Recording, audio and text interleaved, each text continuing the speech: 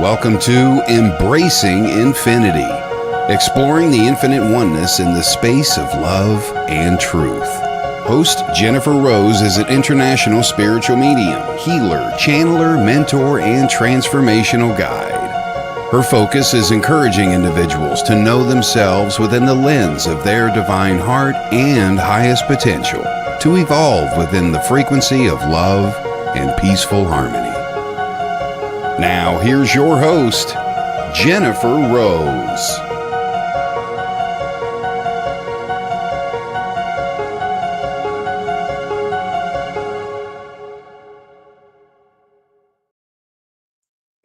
Good afternoon, happy Friday, and good evening to those across the pond. Welcome to Embracing Infinity on the Sacred Spiral Network. I'm Jennifer Rose and happy to be here with all of you here today. I know so many of you are very excited to have medium Niko coming on. We're going to be talking all about trance, and he's going to give us a trance demonstration so I know it's very, very exciting show we have planned for you. So thank you all for joining us as well. Want to say hi to everybody. Hello, Miss Heidi from Colorado. Good to see you, beautiful. How are you, my gorgeous friend? I saw the beautiful Nancy Muratales here. She's part of Team Angel from For the Love of Spirit, and she hosts Fashionably Spiritual with me as well. So thank you, gorgeous, for being here. Hi, Miss Evelyn. How are you doing, beautiful? You're in the hospital. Well, we are sending you love and healing, and everything's going to go perfect and beautiful there for you. So big hugs to you, Evelyn. Hi, Rish. Thanks for being here today. Great to see you. Very happy you're here. Takata Ishmer. Oh, hello. Aloha. Is this Miss Vivian? Hello. Aloha, my dear. How's Hawaii treating you? I hope the weather is perfect and beautiful and you've had a chance to get to the ocean. So great you're here. Miss Fran Pierce is here. Hello, Fran. How are you, Fairy Queen? Now, my friends, everybody, Fairy Fran, the Fairy Queen, and Shannon Rate, the Angel Messenger, will be joining me tomorrow for Messages from the Enchanted Realms. It's slightly earlier, just a half an hour at 2 p.m. Pacific, 5 p.m. Eastern, and 10 p.m. in the UK. You don't want to miss it. Angels and fairies and dragons, oh my, and of course, loved ones are always welcome, and whoever would like to come from the beautiful realms of spirit. We have a wonderful time. It's uplifting, enlightening, and lots of fun. So please join us, especially if you're looking for a little mood boost. Hello, Miss Lynn Juno. How are you, my dear friend? Next Friday, Lynn Juno has her show Kaleidoscope of the Soul, and she does her ribbon reading. She's amazing. So it's fascinating. So thanks for being here to support us today, Miss Lynn. Hello, Jeffrey. How are you, my good friend? Good to see you. Thanks for joining us. Thanks for being here today. And I saw Charlene Shaz is here too. Hello, Charlene. Thanks for being here. Miss Jennifer McCormick is here too. Hi, beautiful. How are you? Hi, Dawn. Yay. Yes, I know. Me too. We're so excited for Niko. Everybody's super excited here today. Michelle Dion, hello. How are you, my queen? Hello, my friend. Thanks for being here, beautiful Michelle. And Elaine Staten, hello. Elaine was just on with Kelly this week talking about mediumship, so you can go back and watch the replay. She's a fabulous medium from the UK as well, just amazing. And we're so happy you're here too, Michelle. Thank you, thank you, thank you. I see Ava Bergstrom is just joining us. Hello, beautiful Ava. Thanks for being here with us today, bringing all of your sunshine. So happy that you're here. And have I gotten all caught up? I think so. So a couple quick announcements, my beautiful friends. Later on at 5 p.m. Pacific time, 1 a.m. Eastern, 1 a.m. in the UK, forgive me, Michael Christopher and Jennifer Lee will be on hosting Spiritually Imperfect. Don't want to miss that. So it'll just be a little short break, get some dinner, get some fresh air, and then come back on and join us. Hi, Jess. Hello, how are you? Thanks for being here today. And then tomorrow, once again, is Messages from the Enchanted Realms at 2 p.m. Pacific, 10 p.m. in the UK with Fran Pierce and Shannon Rate. And it's a lot of fun. Don't want to miss that as well. And please join us on Sunday for the Love of Spirit, Sunday Spiritual Service. I have medium Tracy Peffer joining us as our guest medium. This is a spiritual service, and we have inspiration, poetry, mediumship, healing, music, and lots of love. So if you're looking to be immersed in a space that is a loving family, that would be the place to be as well. And you can sign up at mediumjenniferrose.com. Just click on the event. It's a name and an email, and you will be all set to go from there. So we hope you can join us. That is at 10 a.m. Pacific time, 6 p.m. in the UK this Sunday. So lots more fun tomorrow and on Sunday. It's a weekend of summer fun and spirit all together. So hope you can join us for all of those shows as well. Want to say hi to KB, who's just joined us. Lots of love to you as well. Thank you for being here. And just make sure I've gotten everybody. I hope I do. Really quick too, I just want to check in and see how are you all doing with this full moon. It's been a bit of a doozy. The energy has been pretty intense, and I wanted to share really quick a little bit about kind of what I've been seeing and experiencing and hearing from other people. I had a couple really interesting visions earlier this week when I was connected with spirit. One was they were showing me a bunch of clocks, and they were just all spinning, like endlessly too. And I was also very aware that the conception of time is a bit distorted for people. So people are like, it seems like forever since I've seen you, but it was just a couple days ago. So time is feeling very off for people as well. I've also noticed that Spirit has been giving, they showed me basically, hi Jack, thanks for being here today. Spirit also showed me that they were removing overlays, which is basically like parts of personality. And this was really interesting. So you may feel like not quite the same as you did, say, a few days ago. So that means the higher self or the soul of you has decided we don't need to be exploring this facet of self anymore right now, or we're ready to release this old version of it. Or this thing that we've been focusing on and putting a lot of interest on may not seem as interesting as much anymore because the soul of you, the higher self of you, has decided to move in a little different route. So that may whack-a-doodle, but staying grounded, I know, Evelyn, right? So the energies have been pretty chaotic, can be kind of a word, but what I'm hearing is a couple of things. It's going to stay that way for a while. So it's really going to be continual shifts in the energy, continual surprises. Basically, keep expecting the unexpected. That doesn't mean it's bad, though. It just means we have to stay kind of like grounded and open to whatever is showing up. There are many fortunate aspects to this as well. So if good things are just kind of dropping in your lap, that's a good thing. Accept it, receive it. Hallelujah. Gratitude. There we go. Go Spirit. So wanted to just kind of check in with you and hope that you're all, hanging in there too. We've just had a full moon too. So if you've been feeling a lot of emotions coming up, that's normal too. I've had a lot of reports of people feeling emotions that they haven't experienced in a while coming up to the surface to be released. So that's normal too. Just lean into it, be with it, let it happen, let it move, and you'll feel much better afterwards too. Okay, yeah. So Lynn, you're picking up on the time.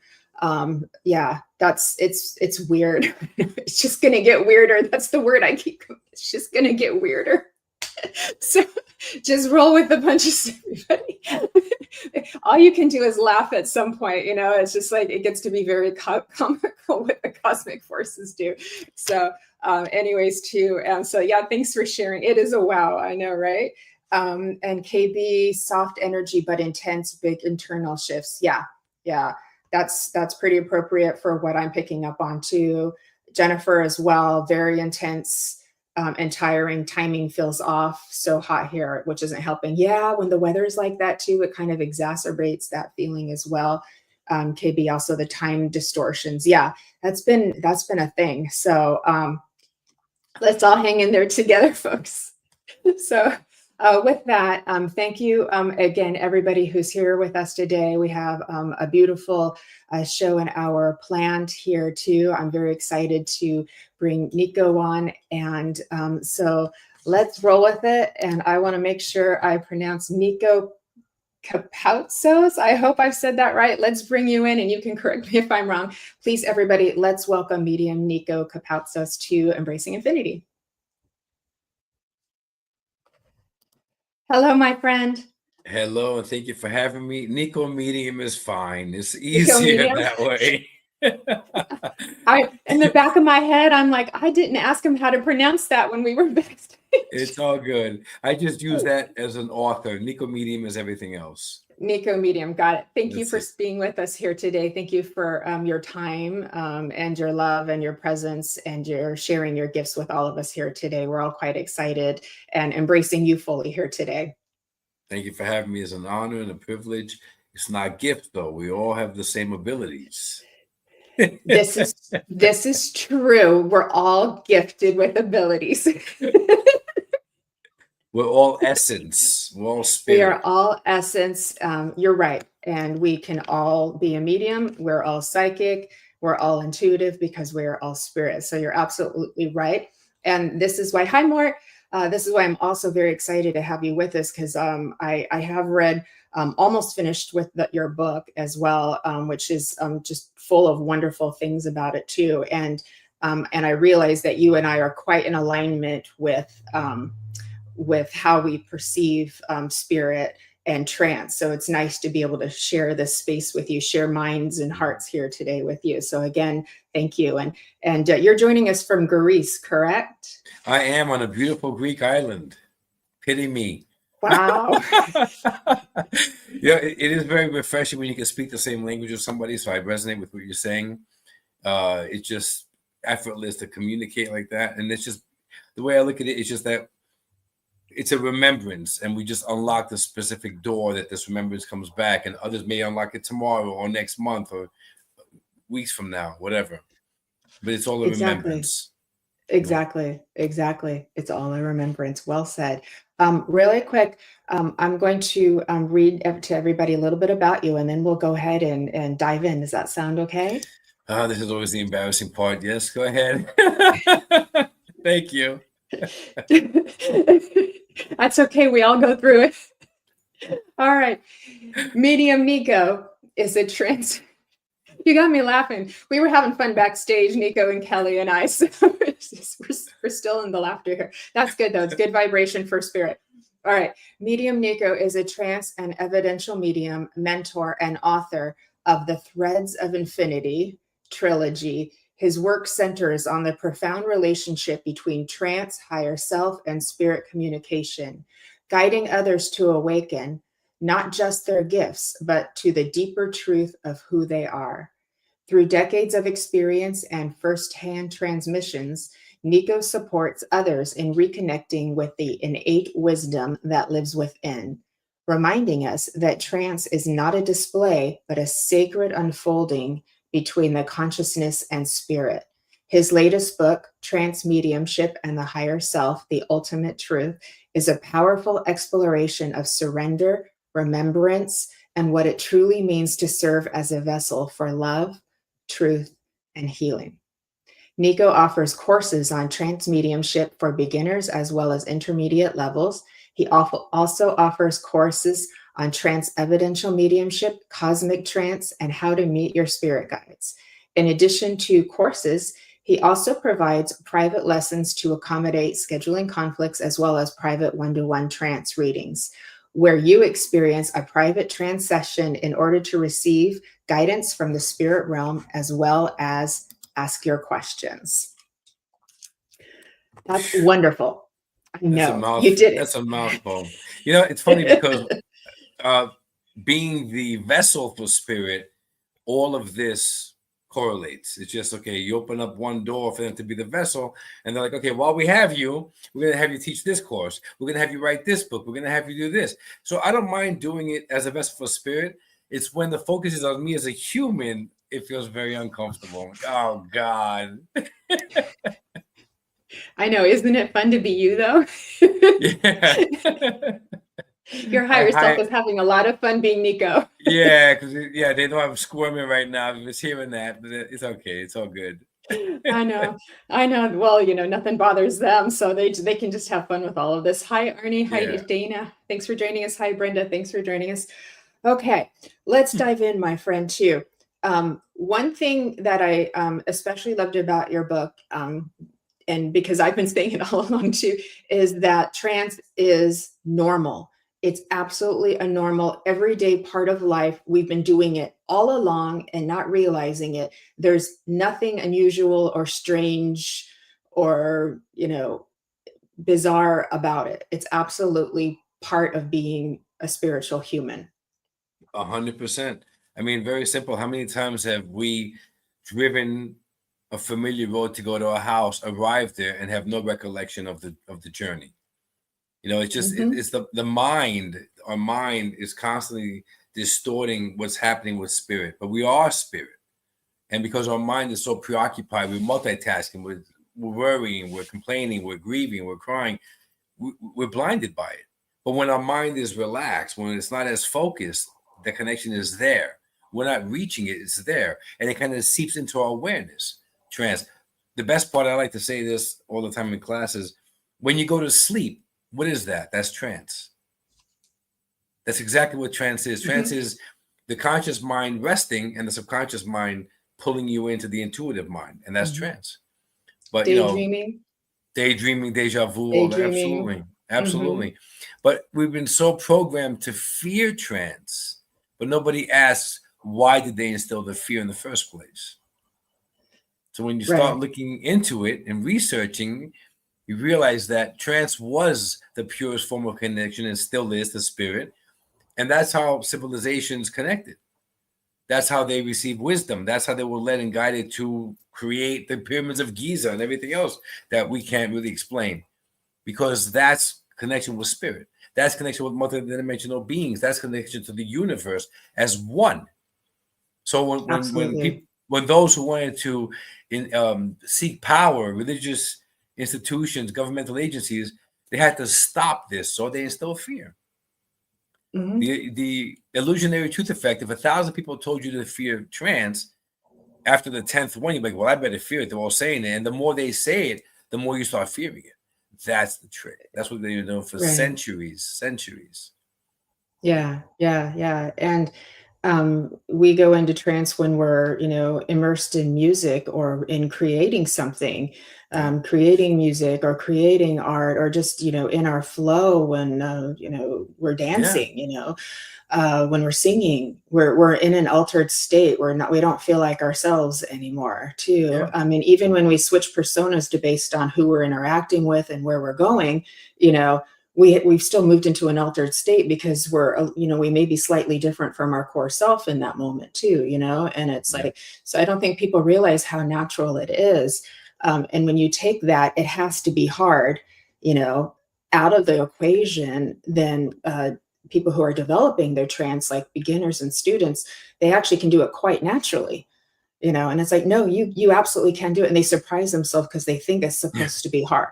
They're like, oh, I did it. You did. You did. Yeah. The core teaching, the core foundation of trance or evidential or any mode of communication with spirit is to understand you are an energetic essence. Your auric field is your essence. I used to believe that my soul is in my body, but it's not.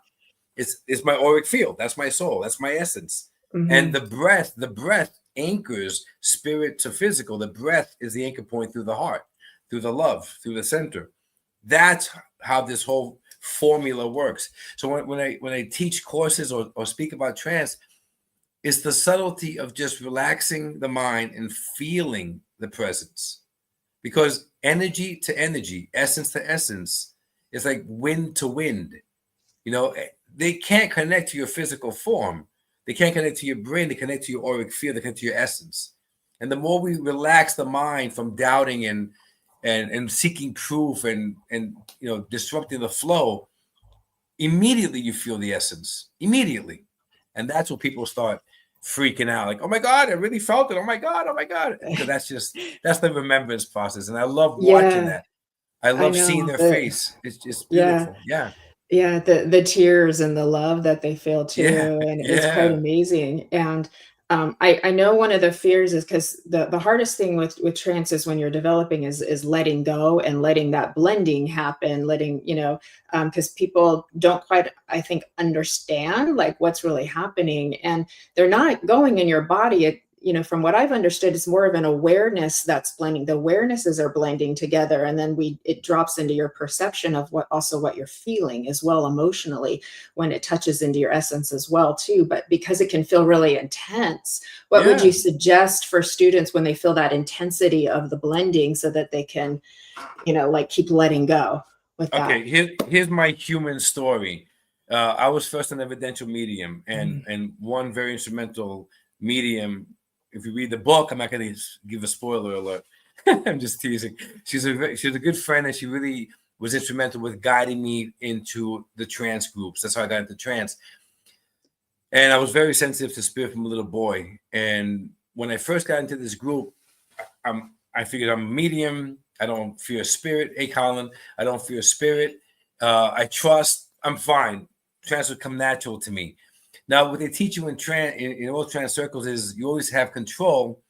All you need to do is open your eyes, and your consciousness is back in the body, back in your room, back in the computer. But what they don't tell you is that the energy you feel still stays. So my first time in this trance circle, I just felt this rush of energy just kind of like overpower me.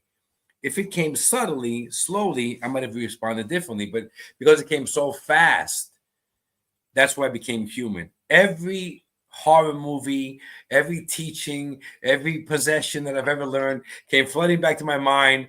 I was making silent deals with God, saying, please, please, please get me out of this. I won't do it again. I was drinking water. I was freaking out. That's where the human mind is. That's the conditioning of all we've been learned, or we've been taught, all the scary movies that we've watched, learnings. The fear that was instilled for centuries is still around. That's the immediate reaction. But the beautiful part of trance is that they are not touching your body. They're not entering your body. So people tell you you can be possessed. That's not true at all.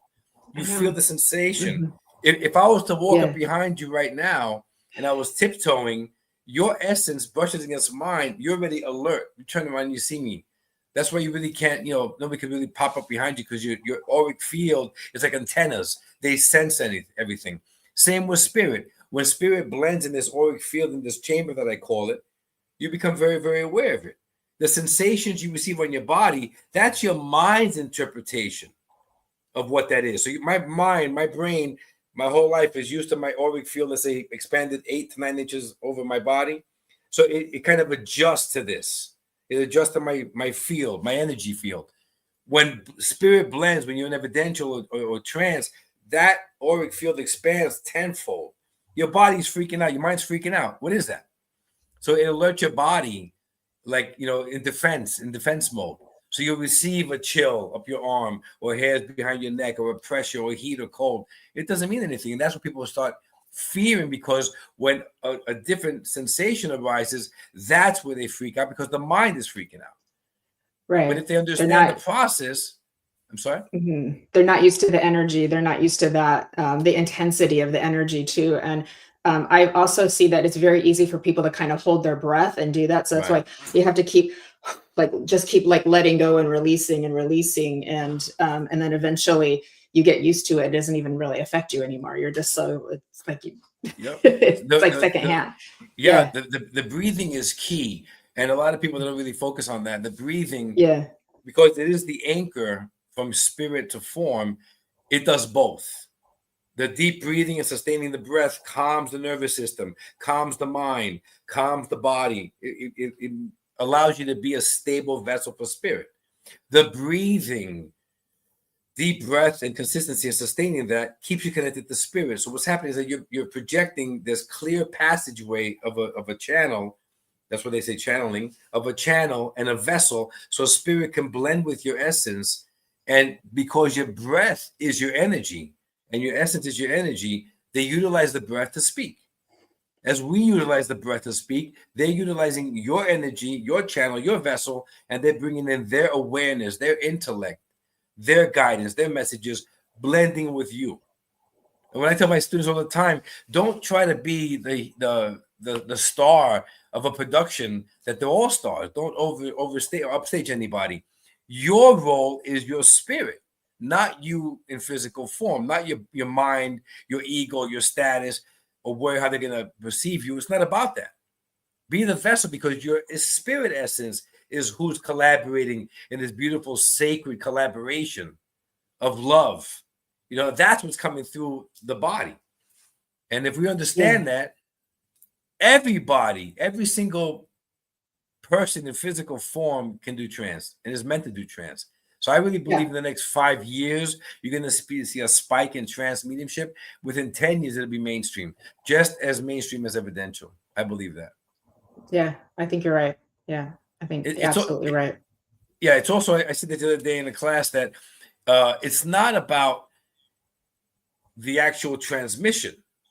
Like even later, when I bring through my guides and the transmission, it's wonderful for all of you because you're on the receiving end of direct guidance and having your questions answered, and it's fantastic for you on your journey.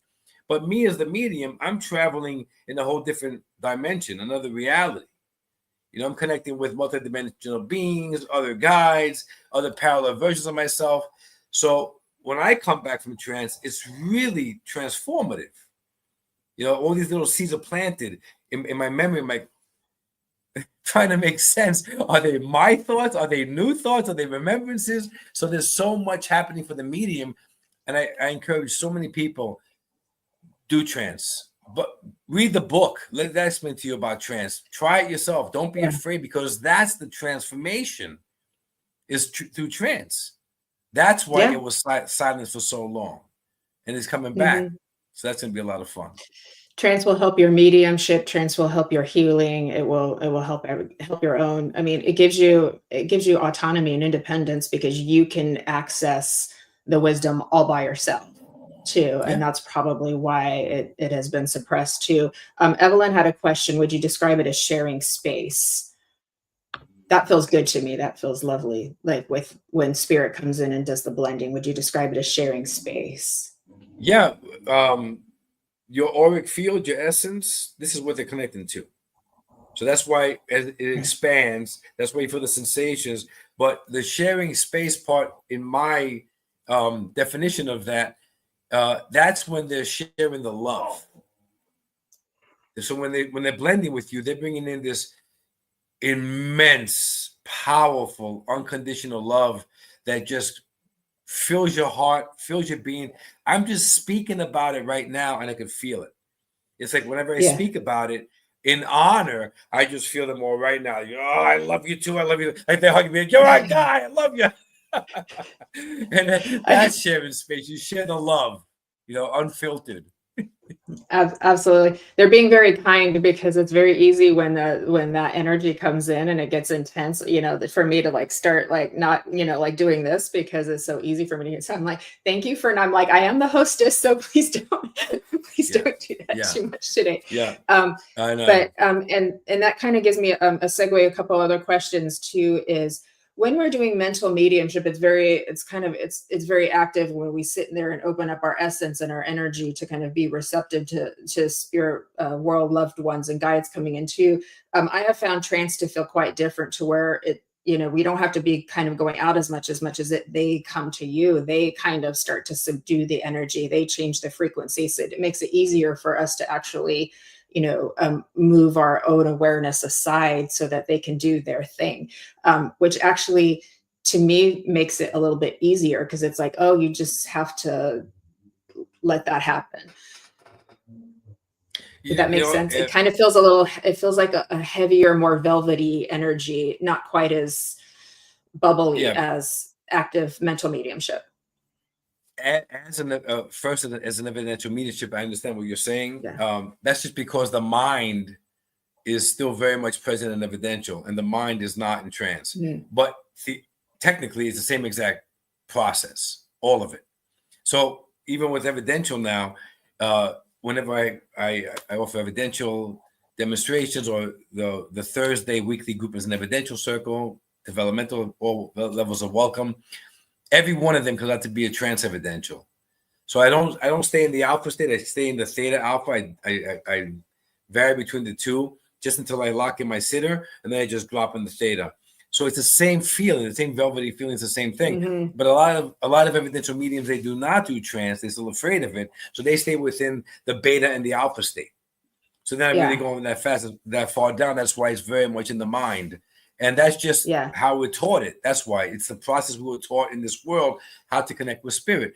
But trance teaches you a different way about the truth, that you are connected. Yeah. It is there. They're not coming to us. We're not going to them. It's already present. It's happening 24 hours a day. But think about it. Can you actually stay focused on spirit 24 hours a day? You can't, because you're in the physical world, but it's there 24 hours a day. I'm there a lot of the time. I'm there many hours of the day. I know. Yeah, I know. I kind of waffle. I waffle in the States because I'll be doing evidential mediumship, and I am kind of in like what you were saying, the alpha. But then I come in as, I come in and I start getting like really into it too, because I'm very easy to let them blend with me, because the more I blend with spirit, the more I can feel them. So I go a little bit in and out of those different places too. So, but that's fascinating. I love how you explain that too. Thank you. If we could go to Jess, because Jess asked me a question. Do we need somebody to pull you out? Now, this is a great question, because a lot of my students, whenever they come to the courses, they say the same thing. Listen, I'm not going to bash any teachers. I respect everybody for being of service to spirit.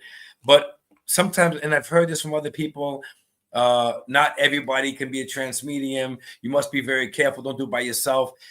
Guys, don't listen to anybody that says trance is harmful or dangerous. Understand first who you're connecting with. All right. And I love this metaphor I give out all the time. There's a funnel of consciousness. Okay. Your heartbeat, your breath, your essence is not only yours, it's connected to your higher self in the spirit realm. So imagine your breath is the higher self's breath. It's one breath. It's one energy. Okay, that's why the breath appears after the body's born. It doesn't appear in the womb. The lungs have fluid, the brain activity, even the heart's beating, but there's no breath. That's when your higher self claims this body. Okay, this is mine. And that's a shared breath, a shared energetic signature, a shared connection of energy of resonance to the spirit realm. So you're always connected. So if that's the connection, look at it this way.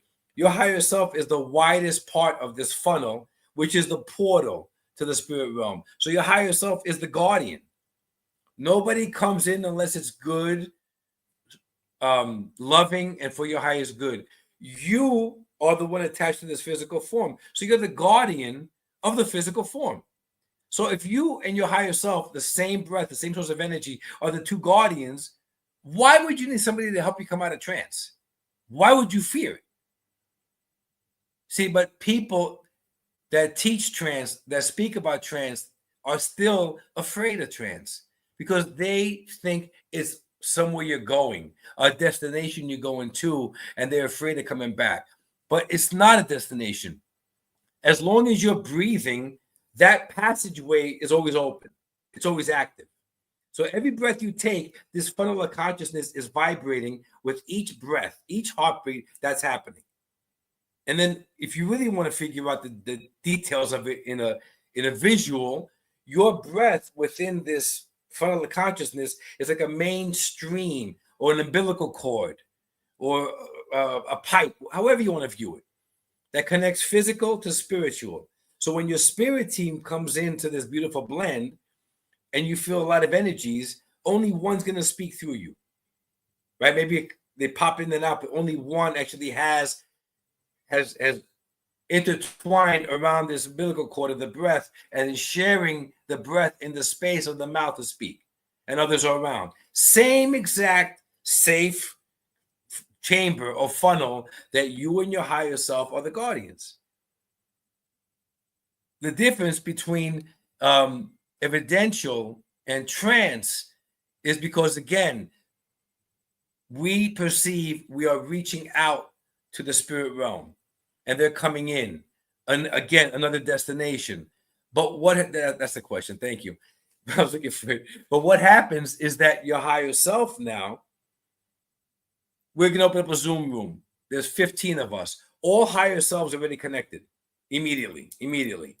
So Jennifer's lost loved one that wants to come and speak to Jennifer is going to go to her higher self. Her higher self is going to talk to my higher self and say, hey, can we bring in Jennifer's friend Bob? No problem. Bring him in. Whatever they're doing up there is their business. But what happens is that in this funnel, when our spirit team is allowed access, so too is that spirit connector, the lost loved one of somebody. Your spirit team harmonizes this beautiful field. Make sure that all energy has to merge and equate to the level of your higher self, because that energetic vibration is displayed in you and this body. So they do all this work, merging it, energizing it, making it a beautiful blend. So now what happens is they're focusing your awareness to the energy of the lost loved one. This is where it's accurate. This is where, when you trust enough and allow it and not be afraid, that lost loved one now, with the assistance of your spirit team, they intertwine with your breath, that umbilical cord, and they speak. None of it is terrifying. None of it is frightening. It's love. It's incredible. What's frightening is coming back and living in this world. That sucks. I can't hear you. You're on mute. Oh, that's weird. Jess, I've been like, yes, the whole time. I must have muted to get a drink of water there. But Jess was saying she was told that you may never want to come out because it feels so awesome. But the power will lift, and you're just going to wake up and you're going to go, oh, what a nice little nap. Yeah. And, I wrote about that in my book, that's the worst part, is coming back. It's coming back, because I just wrote about that in this third book that I'm writing. The way I describe it is like a helicopter trying to land in wind. You could feel the dense pad underneath you. You're coming from the sky, and you've got to come down back to be human, to discuss what you're learning, discuss their process, what's going on behind it, explain the energetic flow, explain the love, so that the world changes. But I've told my team at least 10 times already, guys, I'm ready. Take me tonight. Let's go back there. I'm good. Let's go. Bags are packed. And they're like, you're not going anywhere. You're going to be 110 years old. Stay there. I know. Once you work for God, you're employed. You never get released. Exactly. It's like I even like, Big G. I affectionately would call God Big G, and it's like, even you took a day off, right? Like you don't let us rest. Oh my gosh, just me. So I'm being silly. I'm being funny. But a couple of things I also wanted to ask too is, so what was your progression like? So for me, like I started probably about 9 years ago, and I slowly progressed practicing and going to circles and practicing at home and things like that. But I had a big jump like in 2020 when I had a much more advanced awakening, and I had a health issue, and those combined, like my trance went from here like to here. And so it seems like when there's big life momentous moments and big spiritual awakenings, and that can really like create a big jump and an opening. Was it like that for you, or was yours a little bit more gradual? Yeah, there was a lot of moments. This is also in the book that's on the banner under that I wrote. Yeah, it explains a lot about my journey as well. I actually this incredible spirit team that works with me now in trance, they visited me when I was a kid, 5, 6 years old, 7, whatever that was. I think it was 6. They came in as a visitation, as a vision, just right through my window. Like a ball of light came, and then it appeared even wider, and 3 celestial beings appeared.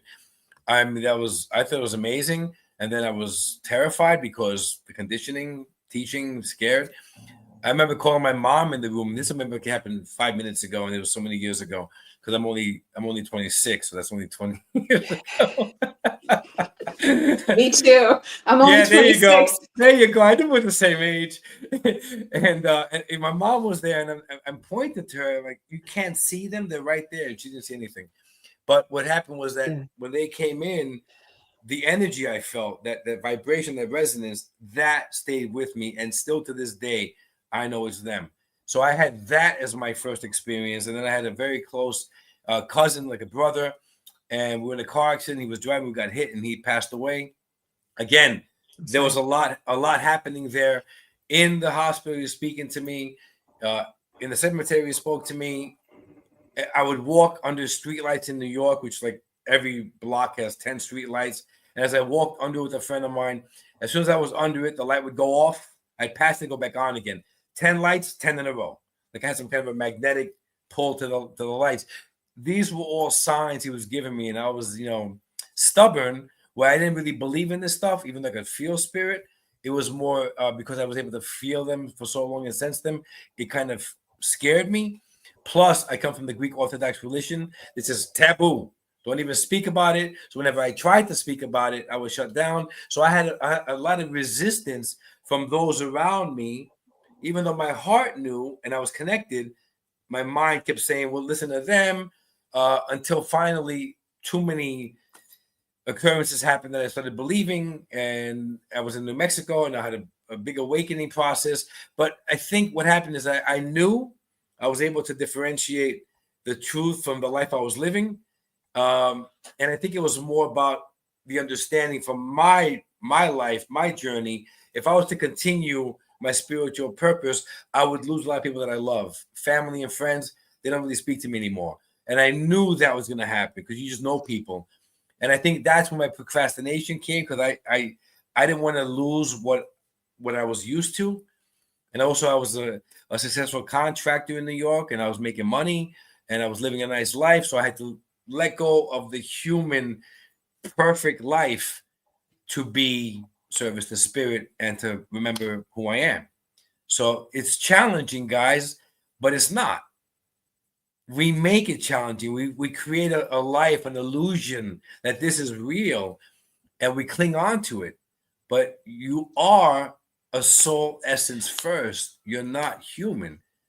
And that's everybody's journey, is to find that out. So when I found that out, Jennifer, I just kind of went all in, and then it just exploded. Like just shot right up. Yeah. I hear you. Yeah, that's kind of what happened to me too. And it was like, whoa. It went for me from kind of like hearing it, repeating it, and not having that continuous flow, but I was still, and then now it just like the words just come out. So there is nothing happening before it just comes out. And I'm just like, and that's how like I channel my writing too. So it's the same thing. It's just coming out. But that was a nice progression to get to. But in the beginning, you may hear it, or you may feel like you just want to say something, because the hardest thing I think with students is, you talked about ones who are like wanting too much to be a big shot, but then there's the other half where they're too humble. And they're like, oh, I don't want it to be me. If it's me, it's so wrong. And, they want to be like blacked out to prove that it's not them. You know what I mean? Kind of thing. We may have to progress a little bit, and that's good. That's okay. It's okay if it's a little bit you. Like, we have a spirit, right? Yeah, of course. And even when I started doing trance and I could feel them, I knew the blend was there. What happens is, this may help some people.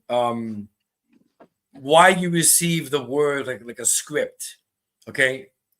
If you're understanding that they're coming in, your spirit team is coming in as a vibrational frequency, as a flow, as resonance, okay?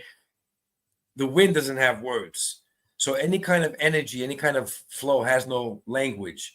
We, through our physical life, we understand language, speech patterns, vibrational flows in speech and language, whatever is stored in your subconscious mind. So your spirit team connects to your essence, to your energy. It sneaks into your subconscious field. It scans all your data, all your vocabulary. Like my team uses those really impressive words that I don't always use in speech, or even writes with impressive words that I don't. It's just because of habit in New York and the way I spoke to people. I downplay my speech because those who I hung out with weren't as educated. I didn't want to insult them. So even though I have a college degree and I have a vast vocabulary, I don't always use it. But spirit sure as hell does. They're going to pop in there and get whatever they want, figure out my speech pattern, and they're going to leave a thought in your mind. Okay, that thought for advanced mediums is the key. We're ready. We're gonna speak now. For those starting, take that thought and bring it down, and then speak what you receive. They do that on purpose, intentional, for 3 reasons. The first one is, if you're new, they want to help you trust. So they're going to give you the script. Like they're going to give you the cliff notes. Just say what you receive, and what's happening is you're opening the channel to flow. Right. When you're in advanced or intermediate, trance medium, they're giving you the script one more time to show you, to explain to you, stay away from it now. We're taking over from here on. Let us speak, and you focus on what's behind the scenes, the energy, the transmission, and get into deeper state of awareness. When the third reason is when they're utilizing everything and they're storing. This is where the higher self stores. It's also telepathic integration, telepathic messages are going through. So there's a lot more happening behind the scene, which is the third reason why this occurs. And if you're going to go into the somnambulistic trance state, they've been deeper trance state, you don't even realize anything. There's a thought. There's no thoughts at all. Mm-hmm. So there's a lot happening, and that's the beauty of it. That's the connection. And I'm going to repeat it again. It's nothing to do with you or your human mind. Your soul essence is part of the collaborator. So your soul essence already knows what's in that mind and is telling them where to look. Okay? Trust it. It's a beautiful community of souls working together for the highest good, utilizing your physical form as the vessel, which is why you're here in the first place.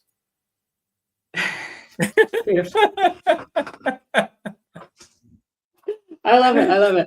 Okay, a couple more quick questions. We are going to get to a demonstration. Colin was saying we should tag team, but we'll do that on another. We did talk. You must be psychic, Colin, because we talked about doing that at a later date. But this is Niko's Niko's moment.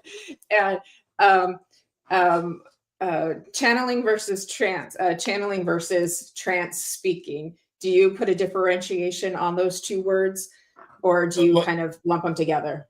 I like to split it. I know that people say it's like channeling is in the States and trance mediumship is in the UK, but I like to use it as a barometer where channeling for me is referred to as the light trance state. That's the part I was telling you about. You're receiving the script, the download, you're just taking it and saying what you're receiving.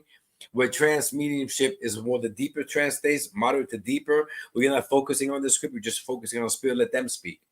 So, because also channeling could be automatic writing, could be a form of channeling. Yeah. So anything where your brain hurts are still in the alpha rather than fully in the theta I prefer that as the channeling sections. You see? Yeah, that makes sense. That makes sense. Yes. Sometimes how I've differentiated a little bit is a lot of people, especially in the States, when they think of channeling, they're thinking a little bit more like when we channel like an interdimensional being, like a star system or something like that. Whereas like in the UK, when we call it trance speaking, they're focused on a guide or a loved one or possibly a Native American, and it's like philosophy, so a little bit of a different thing. But in the end, we're all connecting to spirit. But yeah, I see what you're saying there too. And it's like, but it seems like that's how people's minds work. It's like one seems to be focused kind of like on the mediumship world. And then when we hear the word channeling, it feels very new agey, like, okay, we're going to channel Mother Mary. Yeah. If that makes sense. I know.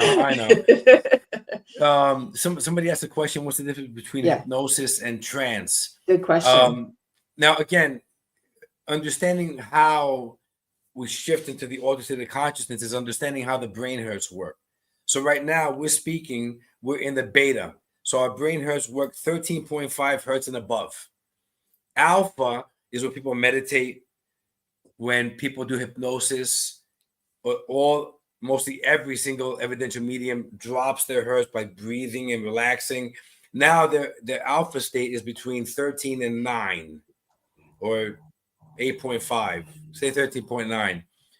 Trance is in the theta state where you go even further deeper. So hypnosis doesn't go that far. Hypnosis, your brain hertz don't travel that far. It's more the alpha. At the bottom of alpha, 9, 10, maybe 8.5.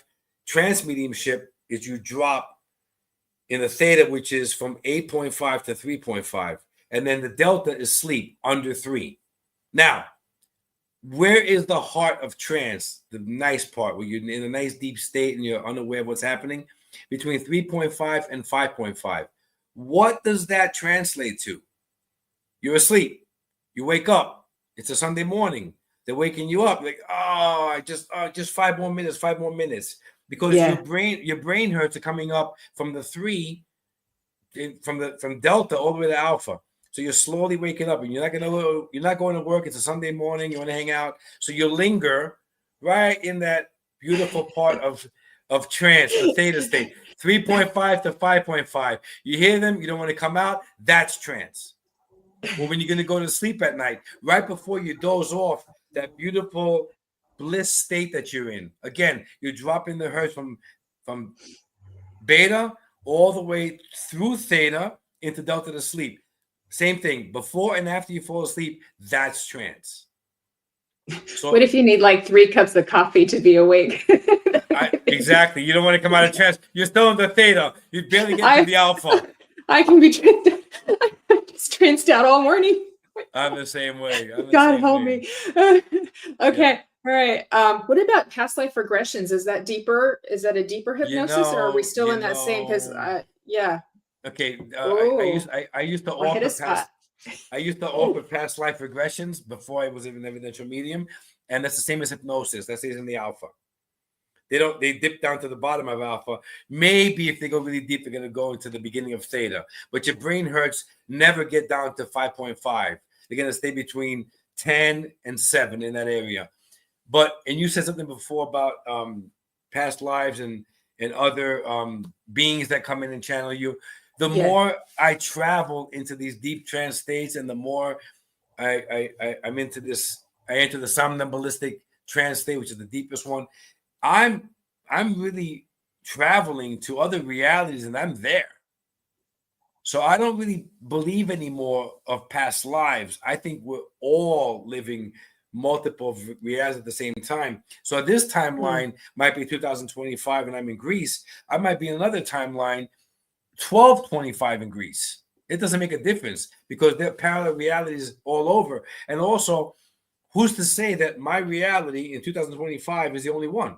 It could be broken down into 5 realities, and I have a parallel life in all of them. I might be a Chinese man, an Indian woman, or a native. Who knows what I am? Yeah, but it's all the soul same. is.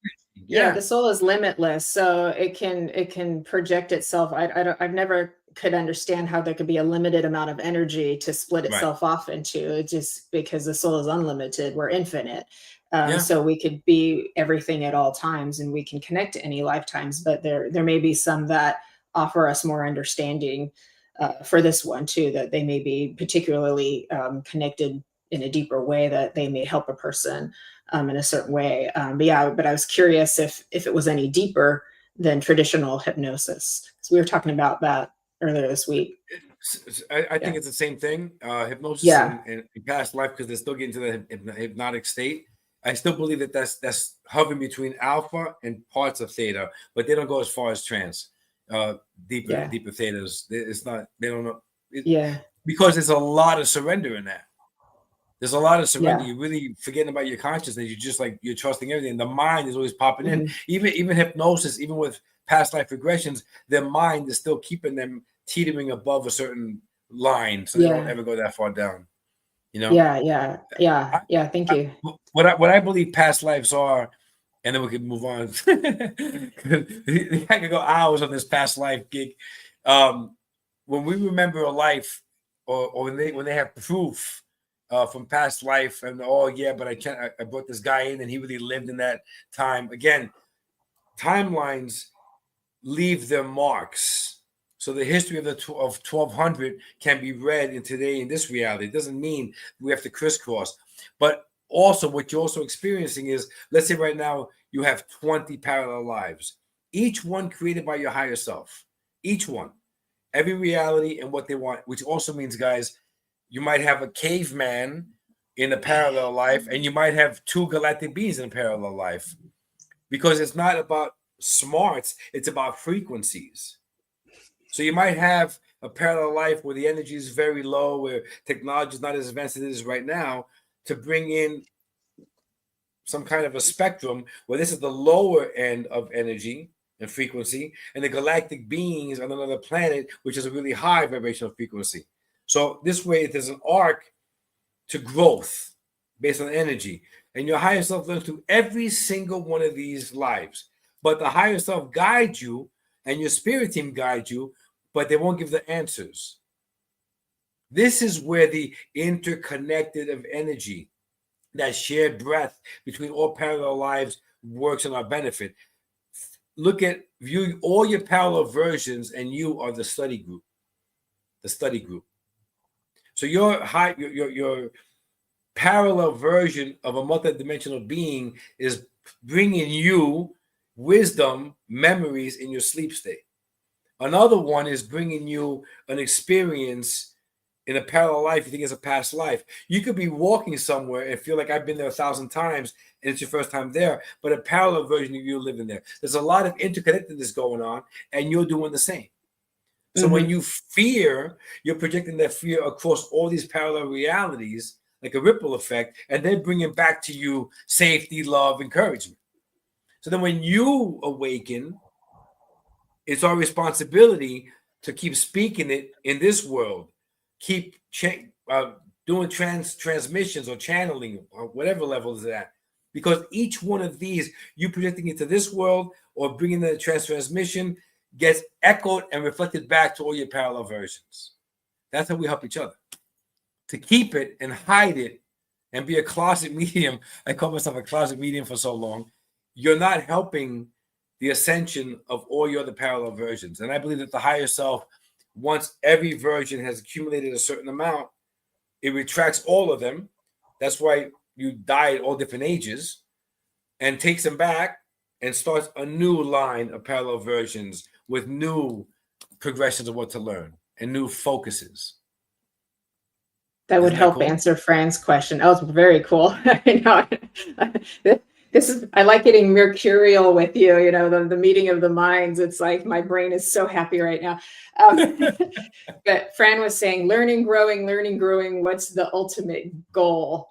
That's it. Yeah. The higher self's ascension, the higher self. I mean, what's great about it is that when I used to resist that concept, and I was getting in trance. That was my transmission. They would speak part of it. I got a much more in-depth message about it. And, I'm a guy from New York that used to have a chip on my shoulder. So I'm like, what do you mean this isn't my journey? I did all this. I created all this. I did this business or 3 businesses. I had the sports car. It was the ego. But when you release the ego and you really connect to your essence, you could really view your life through the eyes of the higher self and understand why every single event occurred, every relationship, every painful moment, every time you touch somebody, every time they betrayed you, every time you were sneaky, every single moment you've had reflects the growth of this life for your higher self to learn. So when you view the life in those soft eyes with no ego and just trust and love, you can start understanding as the higher self why you're placing all these other parallel realities, how do they intertwine, help each other, and where's the strength in all of those? And it's mind-boggling. And as a human, we just scratching the surface. We're just like, whoa, dude.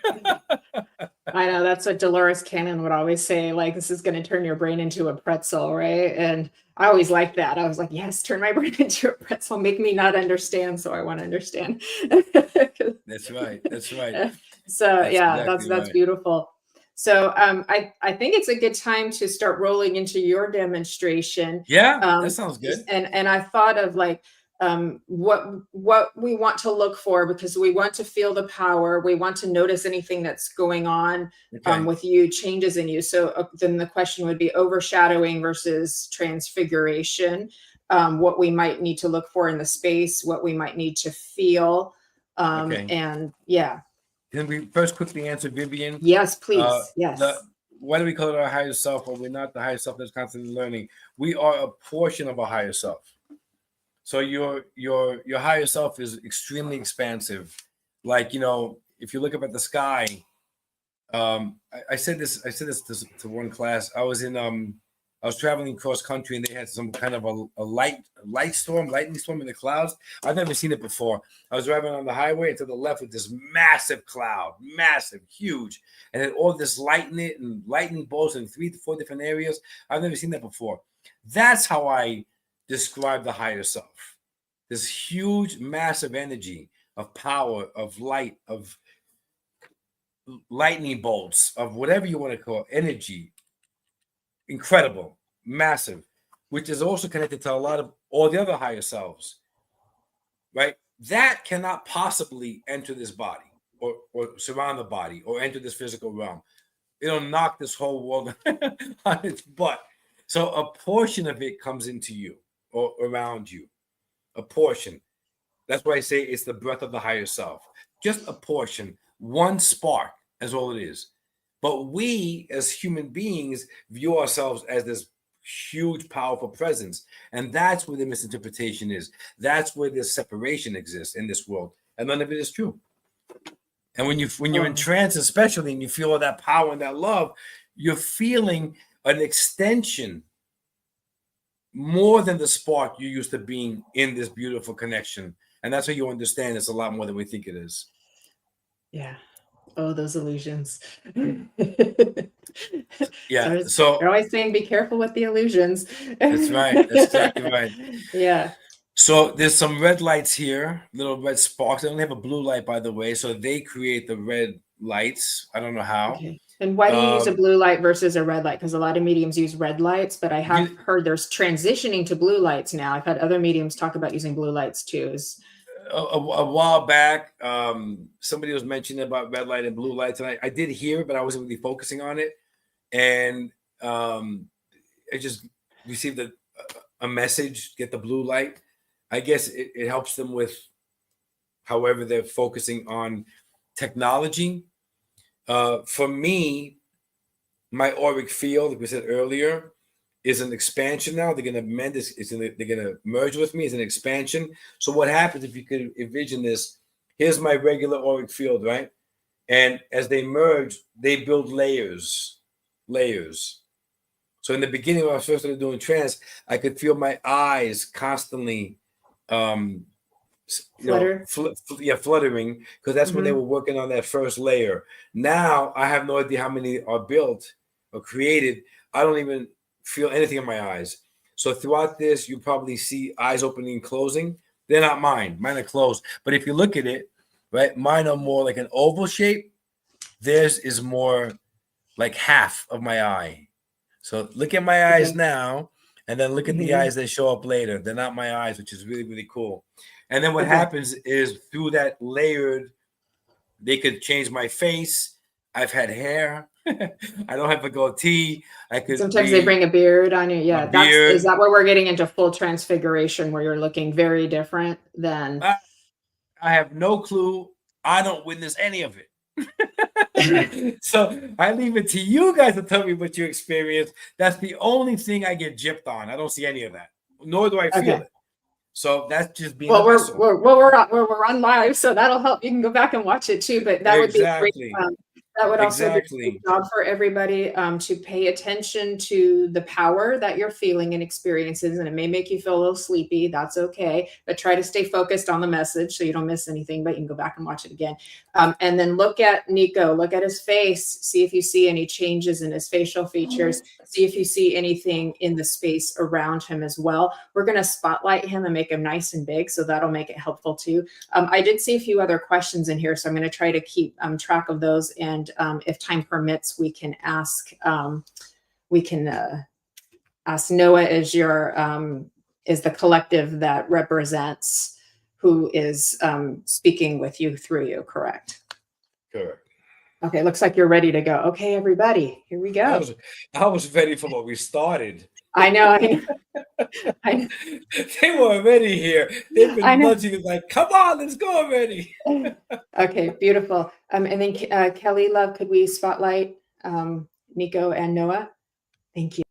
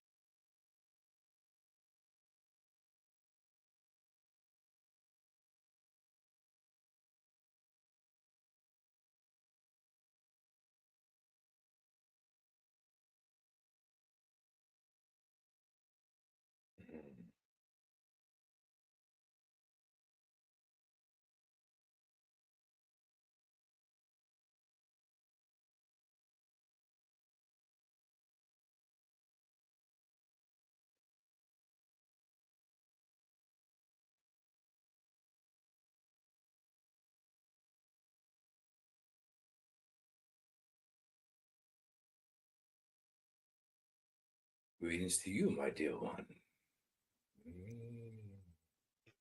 Hello. Thank you for joining us. My dear, the gratitude is ours. And allow me to say, my dear, this is truly an honor to connect to your beautiful essence, my dear. Thank you. I feel the same. And understand, my dear one, remembrance is what this physical journey entails, my dear. For remembrance does not only pave the road to clear understanding of your service to our realm, but the same understanding, my dear, offers much clarity to those difficult experiences lived through. But know, my dear, deep in your heart, each tear shed was wiped with love, my dear. Each one, my dear. You never wept alone. No one in physical form ever journeys alone.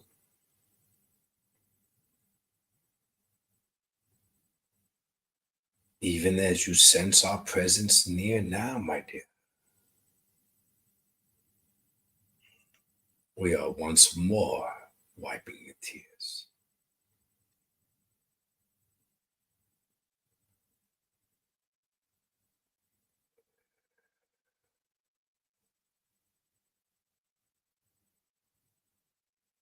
Understand, my dear ones, we are assisting many journeys. We are all connected in our realm. Each highest essence is indeed interconnected.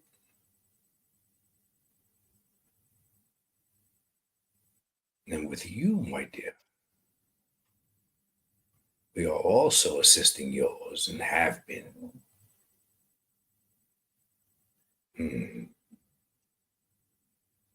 And you have been aware of our essence, our presence near. Interconnectedness, my dear ones, beyond the capability of your human comprehensions.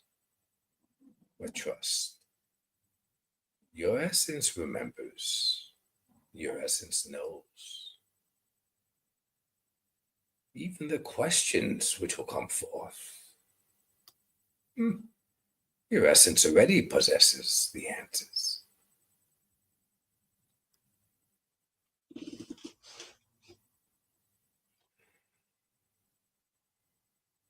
Once more, my dear,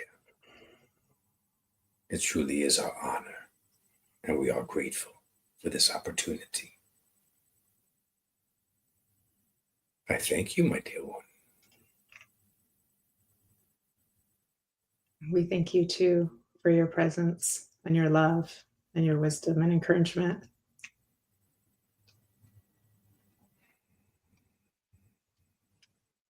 Would this be a good time to ask questions? Indeed, my dear. Okay. Thank you, Noah. We had a question about higher self versus consciousness versus oversoul. Oversoul, yes, my dear.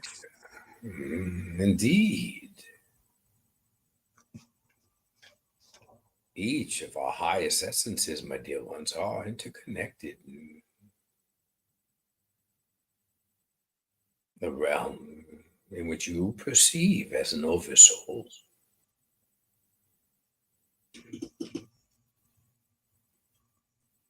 multidimensional, vast. All, my dear ones, connected as one, all connected to the source. Each one within physical forms, regardless of which reality they are existing, is a projection of their highest essence. So ultimately, my dear ones, even you within this physical form are embodied within this oversoul. And yet, my dear ones, I ask you, how is it pivotal at this progression of your journey to seek more information on this oversoul, as you are experiencing great difficulty navigating this one physical form? Focus, my dear ones, on this singular journey that you are aware of. Develop your ability to remember by connecting to your essence. Notice the illusion of your realm, the many lies which are believed to be the truth, in order to speak your truth by remembering your truth. And allow that process, my dear ones, to unfold the rest of the process along your journey, where much more remembrance returns, much more alignment. But in order for this alignment to strengthen and return, you must first align yourselves. One step at a time, my dear ones, with trust, reverence, and humility. This is how one remembers. I thank you, my dear one. Thank you. And there's another question along these lines of why we call it our higher self. Are we not our higher self that is constantly learning Yes, my dear. as us? My dear, the reference to the highest essence is the correct terminology, my dear. For you are an essence. And your essence is also in our realm, my dear. This term, higher self, originated in your realm, my dear, confuses many, as that word self is included. Indeed, my dear, your essence is journeying along with your physical form in your physical realm. Indeed. And this essence is also the passageway to our realm, my dear. Your highest essence in our realm, my dear, is created, if I will, by many versions, my dear. So even the understanding of what constitutes your highest essence, my dear, you must first understand that it is many versions of your consciousness, many versions of your physical journeys, many versions of all experiences learned, many versions of all emotions learned and stored. There are many parts, if you will, my dear, of your highest essence. When you are asking this question from solid mass, you are not recognizing, my dear, that even your physical form is created with multiple cells, my dear. So view your highest essence, also created with multiple cells, my dear.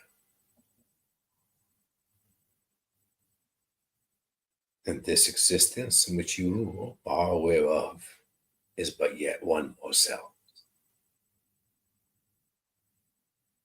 I thank you, my dear one. So each of our essences or each of our personalities is like a cell of the greater essence of us. Indeed, my dear, your essence within this physical journey, my dear, is the actual cell. Okay. Easier for you to comprehend. So my essence is the cell of the soul, the greater. Your highest essence, my dear, indeed. So we are a mini essence of the higher essence. Indeed, my dear. Many projections, if you will. Yes. Just as your physical form, my dear, does it not possess multiple cells within in order to make it function? Indeed, it does. If you were to remove these cells, there would be no form. So in actuality, my dear, even your physical form is a projection of all the cells within. Mm-hmm. So your essence, my dear, is not only the one which is attached to this physical incarnation, but to many. And just as each of you are unaware of even one cell within your physical form, so too are you unaware of the many realities created, the many additional cells, if you will, of your highest essence. Is that clear, my dear? Yes, but if we may not be aware of all of the cells in our body, but wouldn't the highest essence be aware of each of the essences as they're existing in these forms? Indeed, my dear. But the question was projected by a cell. It was not a question projected by the highest essence, my dear. I feel my essence. Yeah. Indeed, my dear. Now, my dear, share with those who are listening the difficulties of your physical journey, my dear. Although they are viewing you in awe, they are viewing your effortless connection. They are unaware of the similar struggles you have endured as they. Yeah. And the more you share, my dear, your vulnerability, the more relatable you become to them. And the more they shall follow you. Thank you. Thank you. You spoke about projections, and so I have different parts of my essence with different questions too, but you spoke about projections, which leads the more mental part of me to question how much of what we see and experience is real, the illusions. Is any of this actually in existence, or is it a projected holographic reality that the one beautiful mind of it all is creating, the infinite intelligence? This is why, my dear, intentionally I used the word projection. I was anticipating this question, my dear. I know you were. For LinkedIn, how lovely. Projection, my dear ones, just as a projector offers you a film, a cinema, your reality that you are existing in physical form is nothing but a film, a cinematic experience, my dear ones. So as your cinematic projection is not real, It was created by those in your realm for entertainment purposes. And even though a film may offer insight, wisdom, may offer emotions, tears, may offer a beginning, a middle, and an end, a storyline, so too does your realm. But, my dear ones, this realm in which you reside is nothing more than an illusion.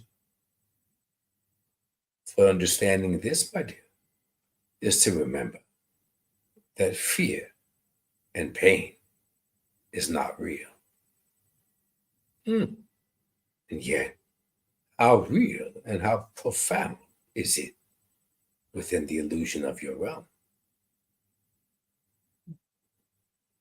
And even as you are watching a masterful cinematic experience, you relate to the pain of the protagonist. You feel their pain. You weep with them. You sense pride within their triumph. As you are the observer of this cinematic experience, so too is your highest essence the observer, as you are experiencing a cinematic experience. Is that clear, my dear one? Indeed, it is. I understand that completely. Why is the cinematic experience so bizarre sometimes on behalf of us human essences? I know you were anticipating this one. This too, my dear, is intentional. For when it becomes more bizarre, as you state, my dear, this is when one is further disassociated, detached of their own essence. It is designed in this manner.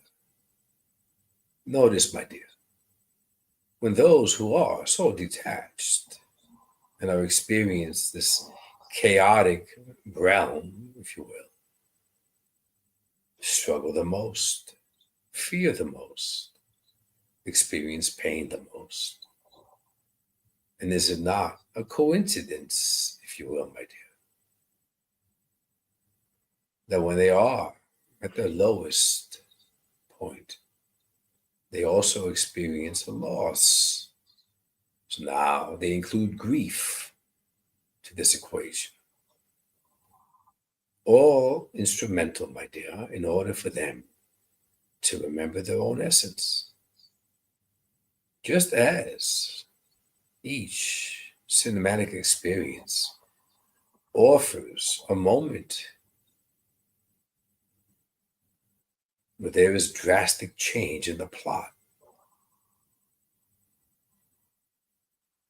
so too is your physical reality, offering the same drastic moment, which allows not only the trajectory of the film to be altered, but also your physical experience, my dear. Life imitates art. Indeed. I have two parts to that. One is sometimes when you are able to observe the absurdity of it all, it actually helps you detach a little bit from the suffering of it all. But two, I think there's a lot of minds that want to understand why the level of violence and darkness, that kind of darkness, because I know darkness is in itself negative, is to such an extreme that it makes the heart go how, and I just felt like a lot of people could use an answer to that. Indeed, my dear. First, my dear, allow me to address the first question. Okay. Viewing the absurdity of it, as you said, my dear. Yeah. This too is intentional, my dear. For the more one is able to view the absurdity of the reality, the more it begins to remember that they are in essence. Correct. And as one is able to perceive the absurdity, notice where they are perceiving it from. It is impossible to perceive the absurdity through tears, through pain, through sorrow, through the lens of the physical form. So when one notices the absurdity, the lens of the highest essence is now viewing. And that is how one remembers their essence, my dear. Yes. That is when they are able to view this absurdity of this entire physical existence and recognize it as an illusion. Now, though your current timeline, my dear, is experiencing such hatred, pain, brutality, if you will, Yes. this is not how it has always been within the same timeline you are experiencing. Nor is it, my dear, a reflection of other dimensions and timelines. So ask yourselves, my dear ones, how easy, how simple has it been for you to believe you are human? How simple do you judge, speak poorly of another? They are not listening.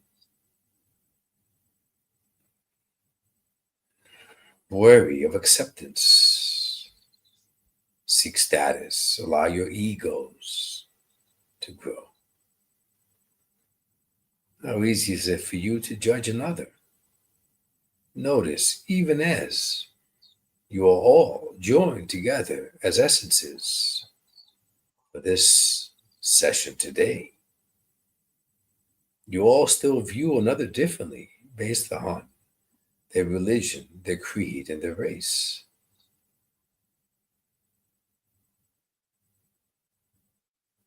The separation which still exists in your realm is the cause of the destruction.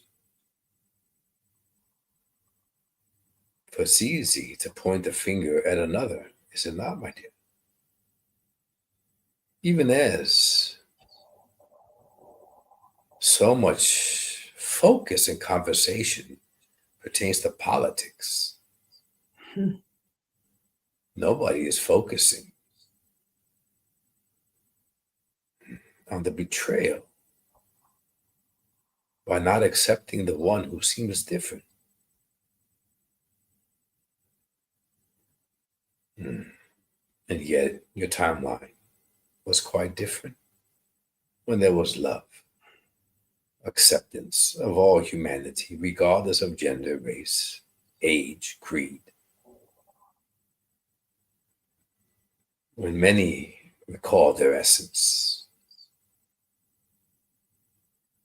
And yet, my dear, this is why there is this spoken of in your realm, a global awakening, if you will,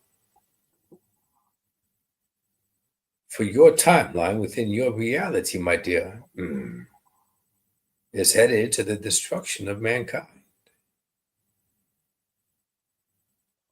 This is why, my dear, many are assisting. This is why each of your essences have courageously volunteered, asked, willed to be within physical form at this time. For that, we all possess great honor and respect to each of you, even as you have not recognized this bravery within yourselves. It is merely a matter of time. Is this clear, my dear one? It is. It's very clear. There's a light in everybody. Indeed, my dear. Your Even the darkest of the dark. Your essences are bright lights, my dear. This darkness, is it not also a perception of the illusion of your realm, my dear? Yes. And thereby, if one fears financial struggles, if one fears offering love unconditionally, accepting, receiving pain in return, if one fears their own growth, but they value their self-worth poorly, is it not also evident that one fears this perception of darkness? And yet, this also translates to separation, the belief that you are each separate from your essence.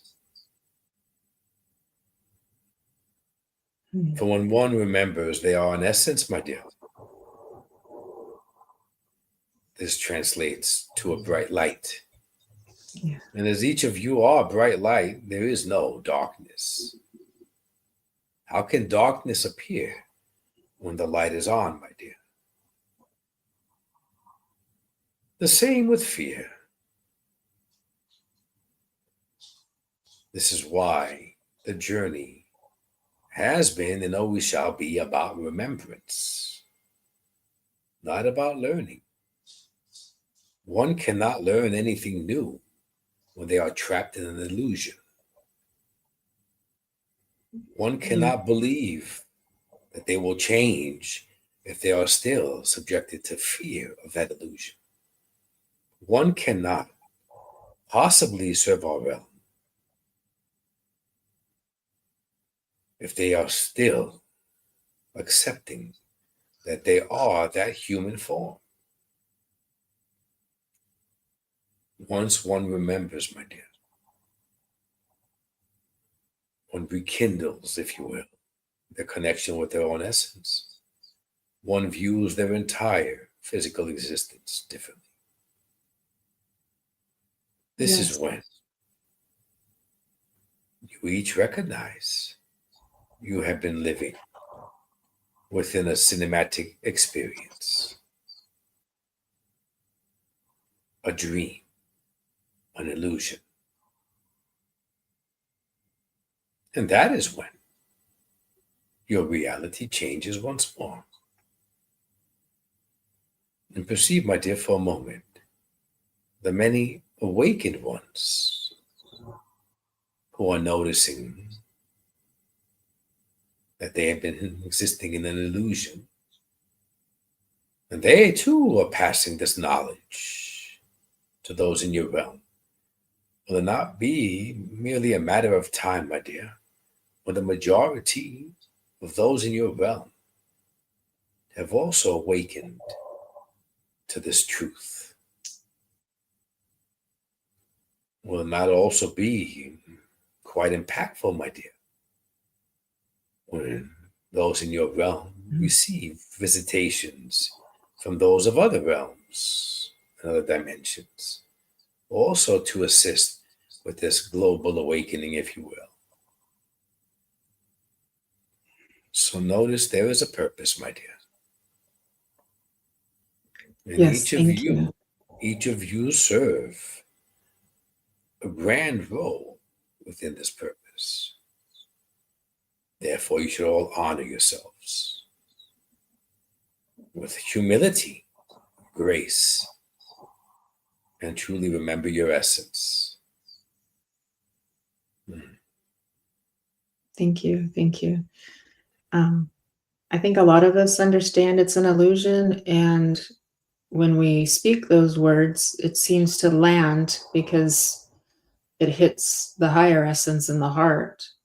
So it lands, but then there's always that other little part of compassion for the suffering, even though you know it's an illusion, because the experience is in itself an experience within the dream. Indeed, my dear. How? If this was not a realm where an illusion could be created, my dear, how else would it be possible for your highest essence to grow? And the compassion, my dear, is a reflection of who you are. Understand, my dear ones. Your essence possesses love, compassion, generosity, patience. Are any of those qualities rooted in your realm?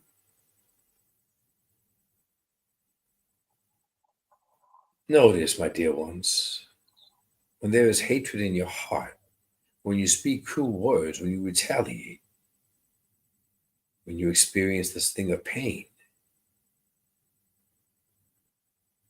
when you are jealous, when you judge, do all of these not feel foreign to you? Do they not stir an uncomforting feeling within you? Are they not quickly replaced with remorse and shame and guilt?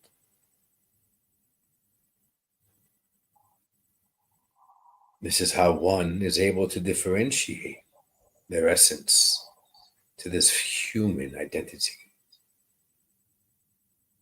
in order to remember. So what you are experiencing, my dear, the compassion, it is not because you are feeling the other one's pain as a human.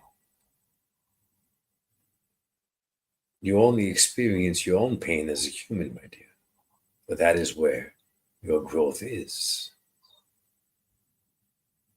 Is that clear, my dear? Yes, thank you. Thank you.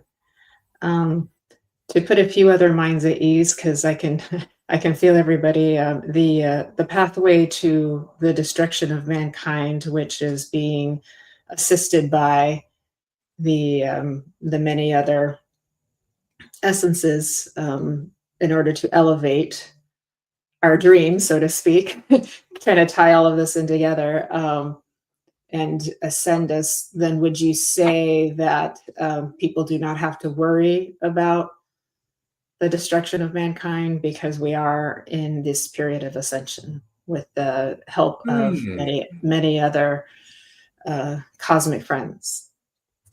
Oh, my dear, allow me to ask you and all who are listening a simple question. Mm-hmm. Only your human mind worries. Worrying comes from within the illusion.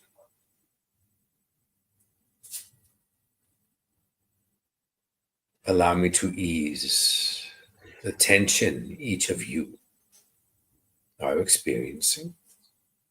I ask each of you to recall every cinematic experience you have sat through as the protagonist ever lost. Just as these cinematic experiences offer a happy ending, so too will your reality. That's beautiful to hear. Thank you. Is it possible to go on just a little further? Ah, my dear. Thank you. Even, We have. even, Yes, sir. Yes. Forgive me, my dear. Even as the truth is, your realm is an illusion.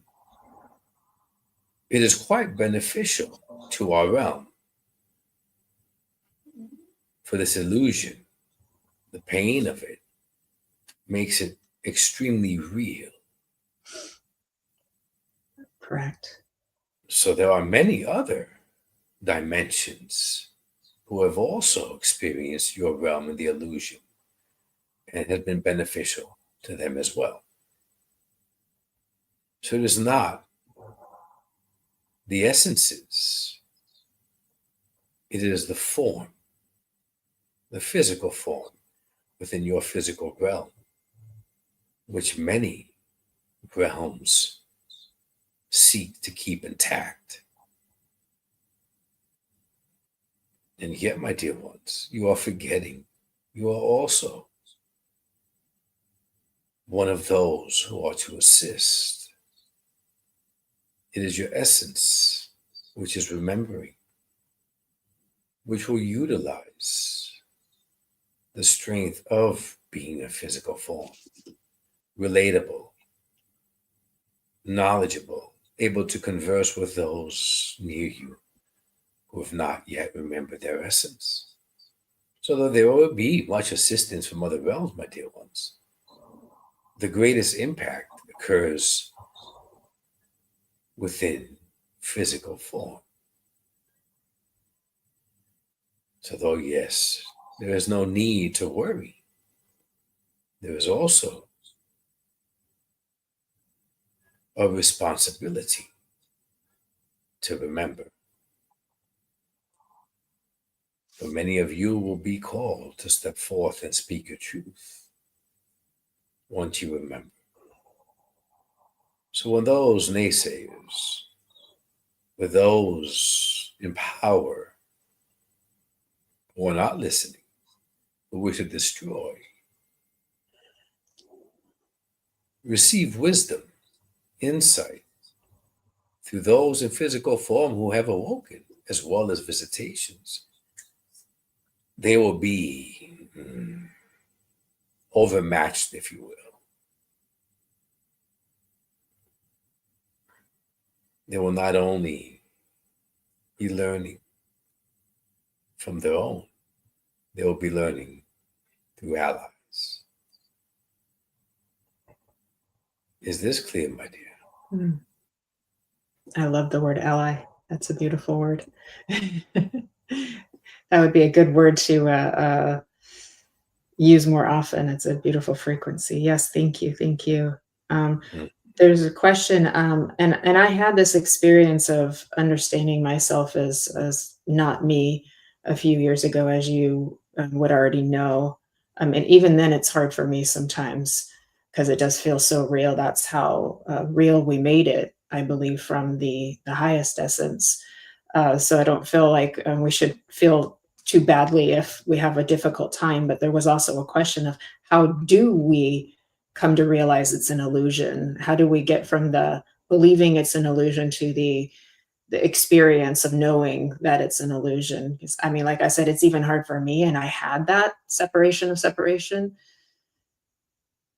What would you suggest? By remembering your essences, my dear ones. And how does one truly remember their essence? By forgiving their physical form. Understand, my dear ones, your essence is perfect. Our realm is perfect. Our realm is of unconditional love, as you are. And yet, in order to dissolve within this illusion in your realm, one must enter physical form, imperfect. It is through these imperfections which anchors one into the human experience even more deeply. And the more one experiences doubt, battles with self-esteem, views themselves poorly, they are further along engaged within this human experience where they forget their own essence. Recognize, my dear ones, imperfection is intentional. For if you were not imperfect, if you did not make these perceived mistakes, you'd still be in our realm. Forgive yourselves. This is where many struggle with forgiving themselves, and most importantly, forgiving those who have inflicted pain upon you. This is how one begins to reverse the perception by viewing their realm, their physical experience, through the lens of their highest essence. Forgive those who inflicted pain upon you, my dear ones. For this experience was of honor. They love you deeply. They honor you profoundly as an essence. They agreed to join your journey as another one in physical form to inflict pain for your growth. Is this not an act of honor? Forgive them, my dear ones, in order to forgive yourself. recognize, embrace your imperfections in order to remember your perfect essence. And that is how one loves themselves unconditionally. And when you're able to love yourself unconditionally, only then can you begin to love those in your realm. And this is how one remembers their essence, my dear.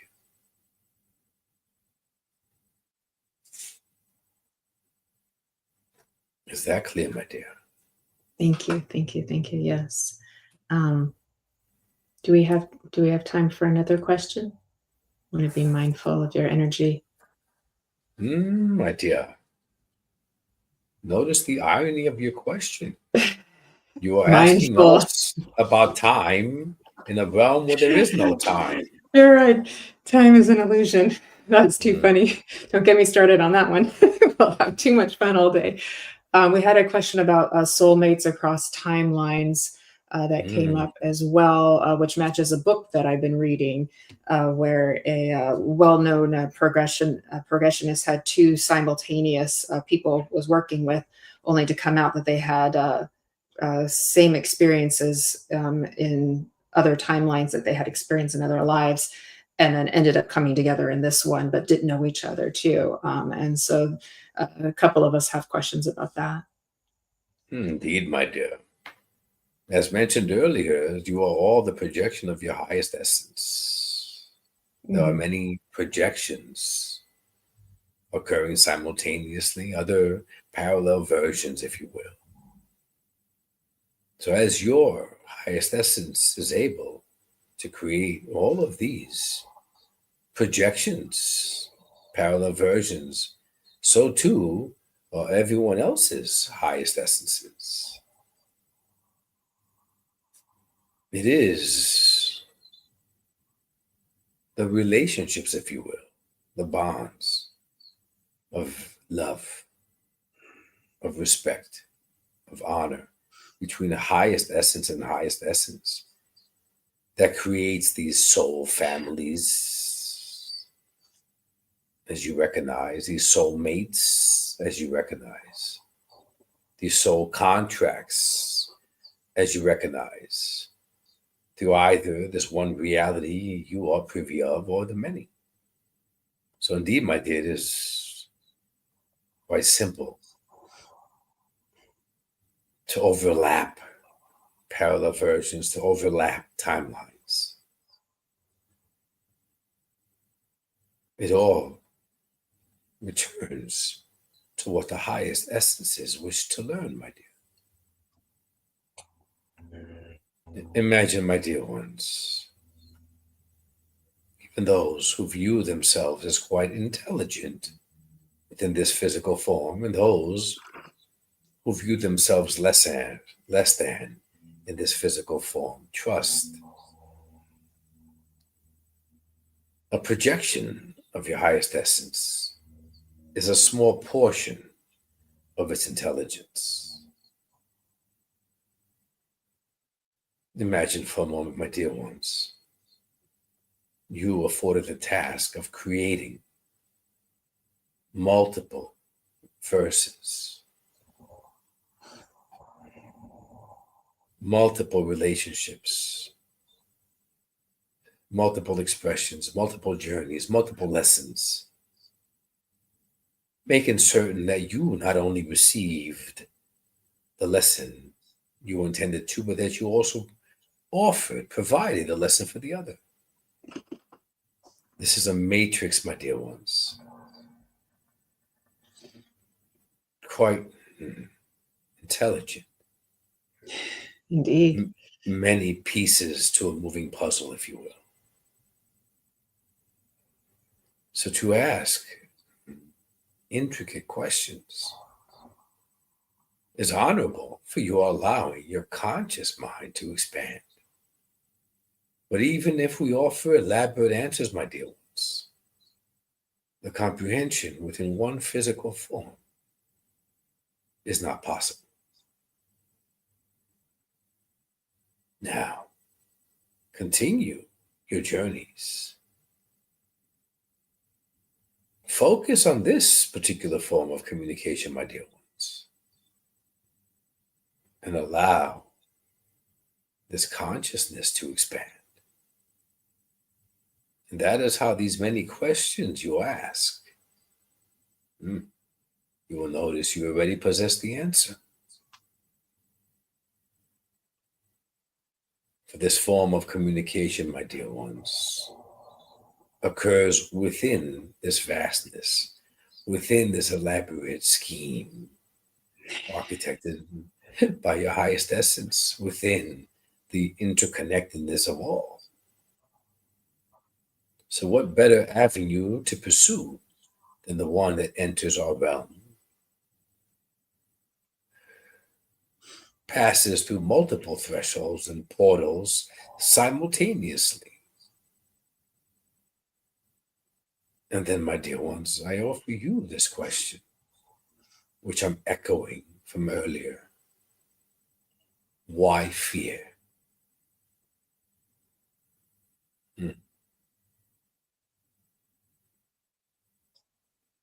I thank you, my dear one. Thank you.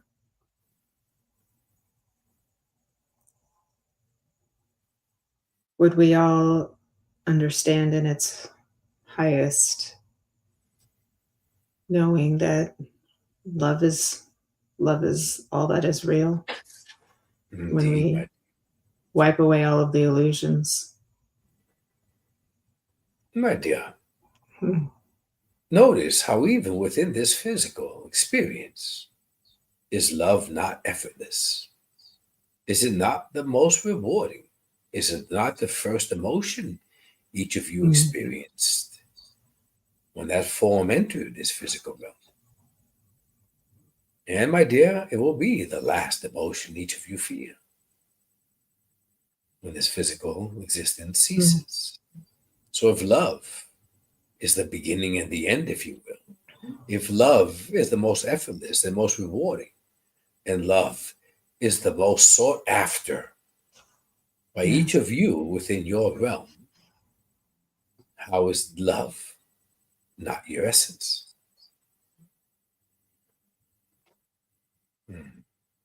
Something to ponder. Yeah.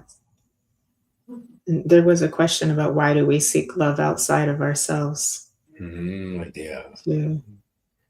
That is where the mention earlier of forgiving oneself and loving oneself is vital. For one is not capable through pain to remember how to forgive, and thereby one has difficulty loving themselves. So as that part of you, my dear, who is physical, it is easier to seek it externally than to find it within. Your essence, my dear, longs for that unconditional love and is continuously seeking it in your realm. But notice the irony, my dear. In your realm, one is taught to offer love with conditions. And yet your essence only knows how to love unconditionally, requiring nothing in return. Hence the parallel, hence the struggle. Hence why so many are still seeking this love of that perfect soulmate, as they say. And yet, they find it difficult to truly love themselves.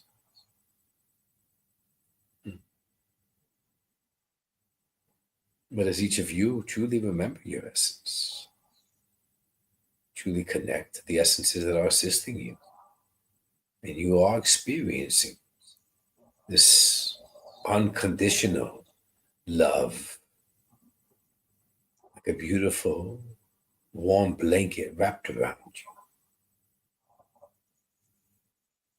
you. One does not seek to receive it in your realm as desperately as they have done so.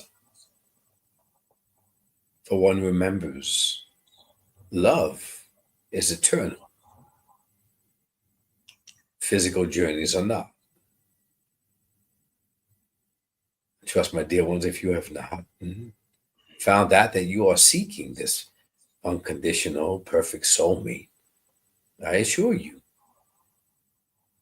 you are experiencing that perfect, unconditional, soulmate level of love in many other parallel versions.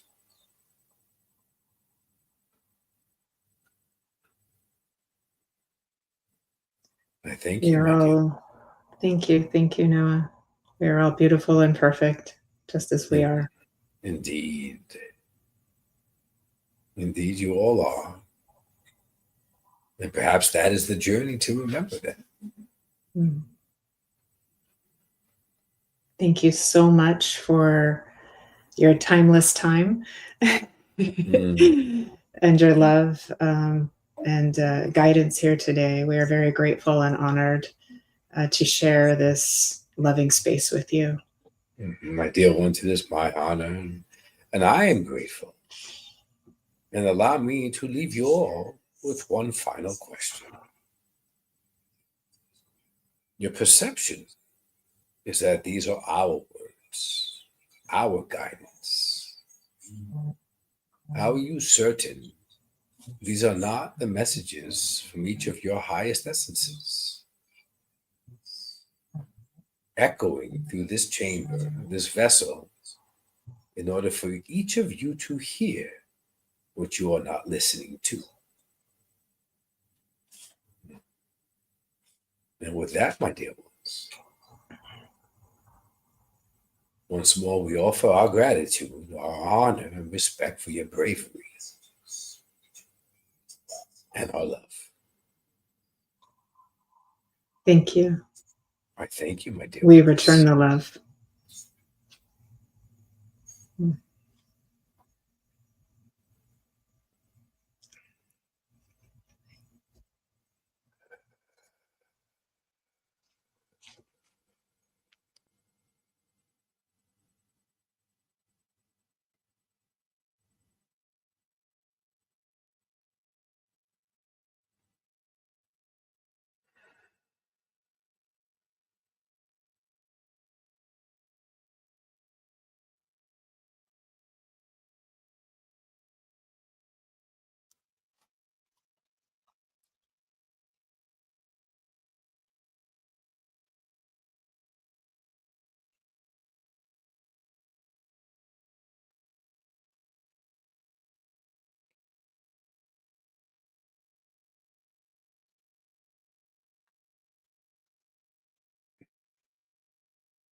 Really quick, there's this mother in spirit.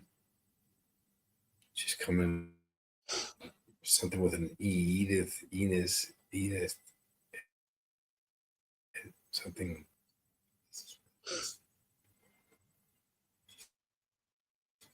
She's really proud. A lot of love, proud.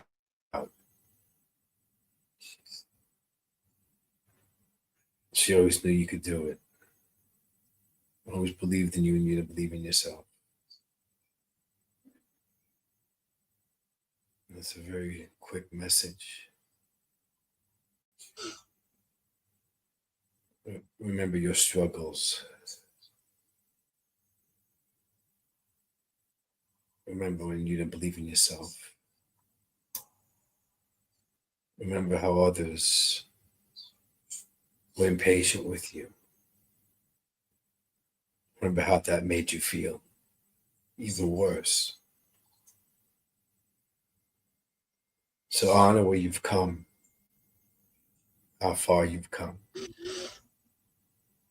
And always remember those difficult battles, because each one who comes before you is experiencing those same battles. So always be as loving, compassionate, and generous as you are, so they don't ever have to feel what you experienced, the sharpness, the dismissiveness of others when you needed comfort the most. That's love. that's what you possess. I'm extremely proud of you.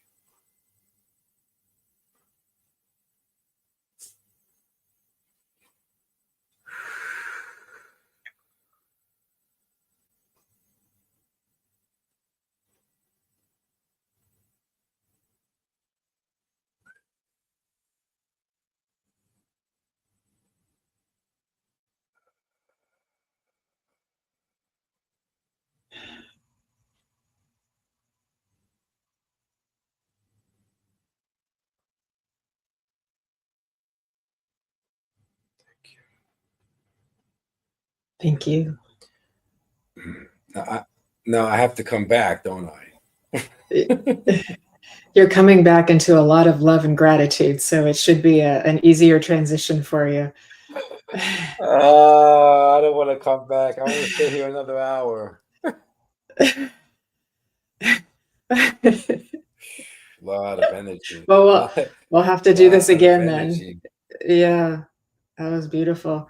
There are some lovely moments. Kelly, could we be matching pictures? Pretty please, my beautiful angel. We were talking about questions about soulmates, and just as Noah was starting that, Vivian noticed like that was right at 111, and on her page there was 11 people watching, and then right when Noah finished the totality of all the questions, it was 2:22 on my clock, and then you gave that quick message for somebody's mother, and I was just like, well, good stuff. So just to have those extra little bits of magic. Yeah. Oh, beautiful, beautiful, beautiful. Thank you, thank you, thank you, thank you, thank you. I knew I could sense there was another presence just right here. Like I'm coming back to the finish line, and I can sense we're passing the guards. My team is here. I'm coming back, but there's one essence right here, and I knew it was a mother.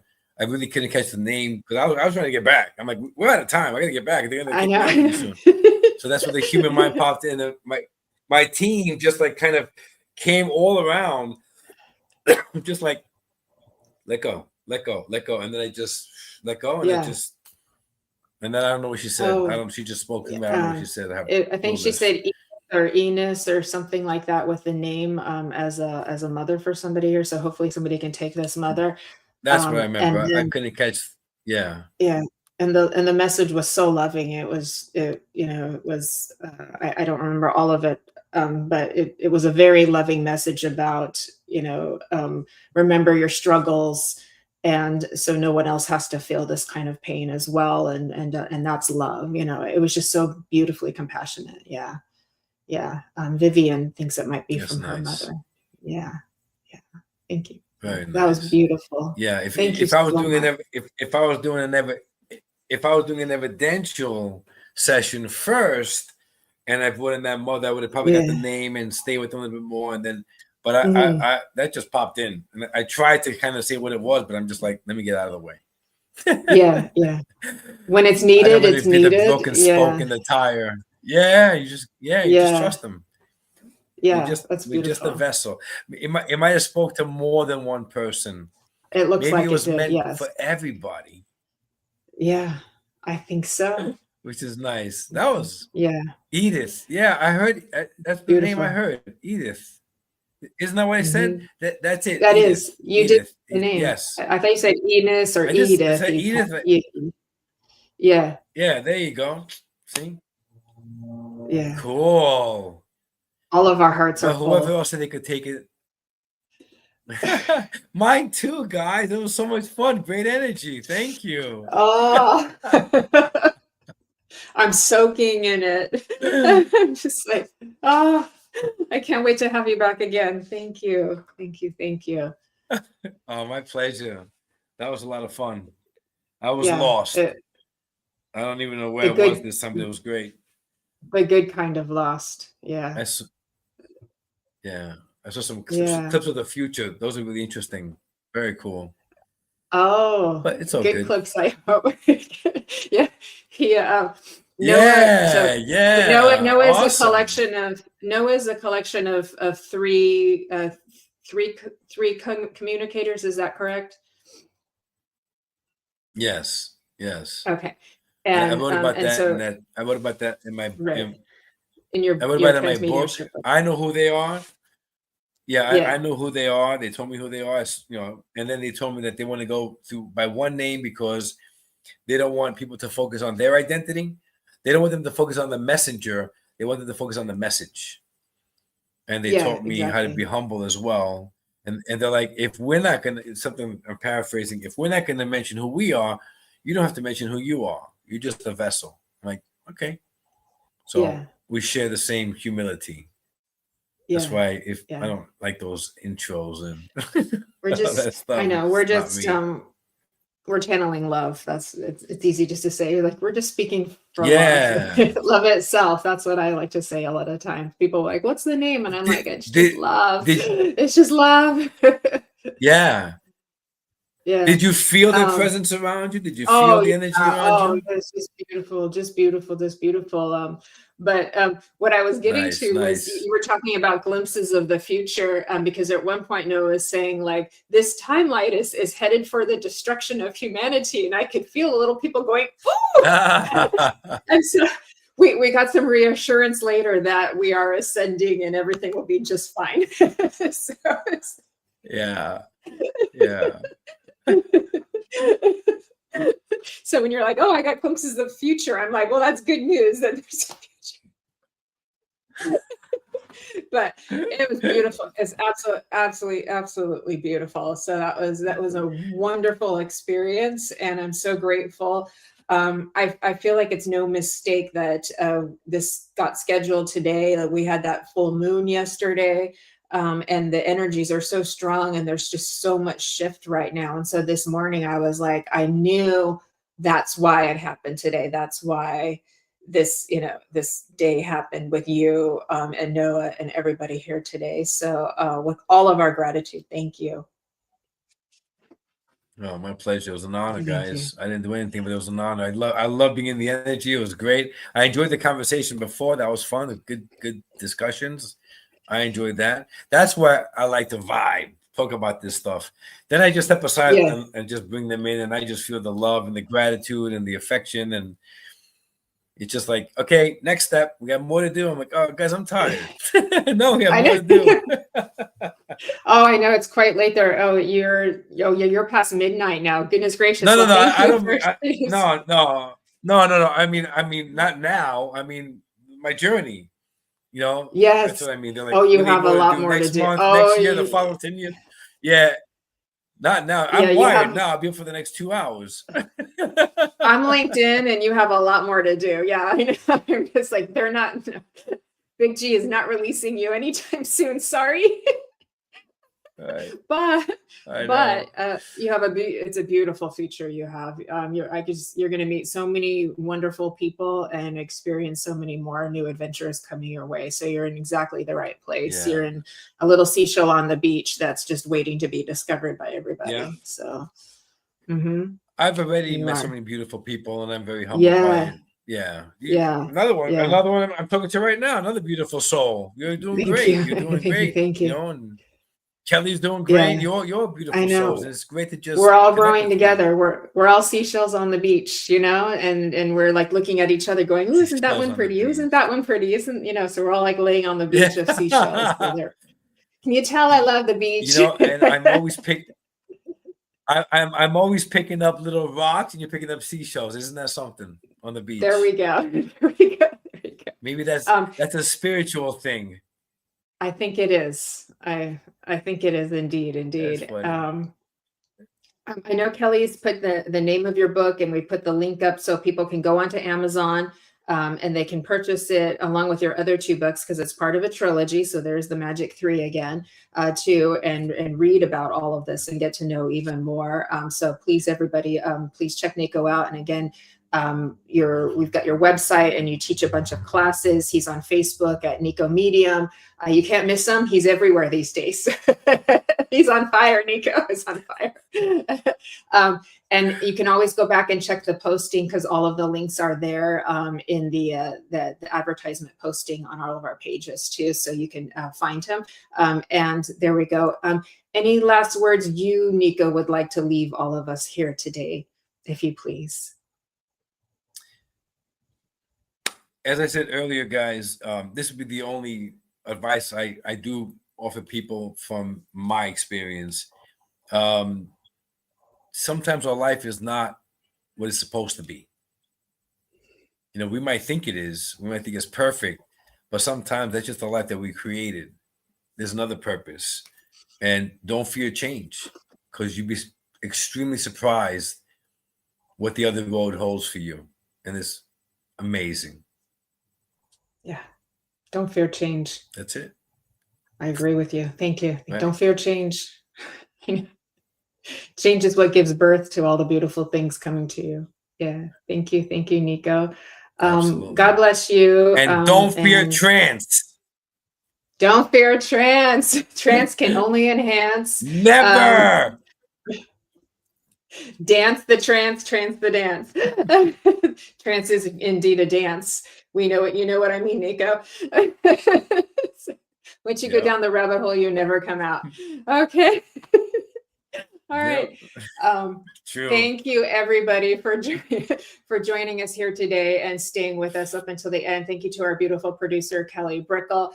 Please stay tuned for Spiritually Imperfect at 5 p.m. Pacific, 1 a.m. in the UK. Messages from the Enchanted Realm with Fran and Shannon and myself tomorrow at 2 p.m. Pacific, midnight in the UK. Fairies and angels and dragons, oh my, and loved ones, don't worry.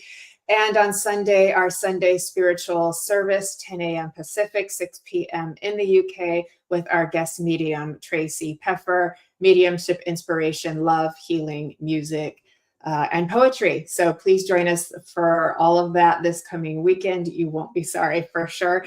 And with that, may all of this incredible love and healing that we have participated in, contributed to, and created here today, all together, with the help of Spirit and Noah, thank you, be infinitely multiplied and bathed across our planet so that each and every form of consciousness feels loved, seen, heard, and held oh so tightly in the ever presence of the infinite great Spirit. We ask for food and shelter and safety and peace for each and everybody, and may peace be with us all.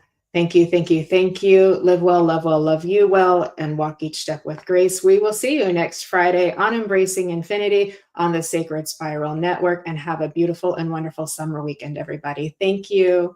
And thank you, Niko. We love you. Thank you. Thank you. Thank you, guys.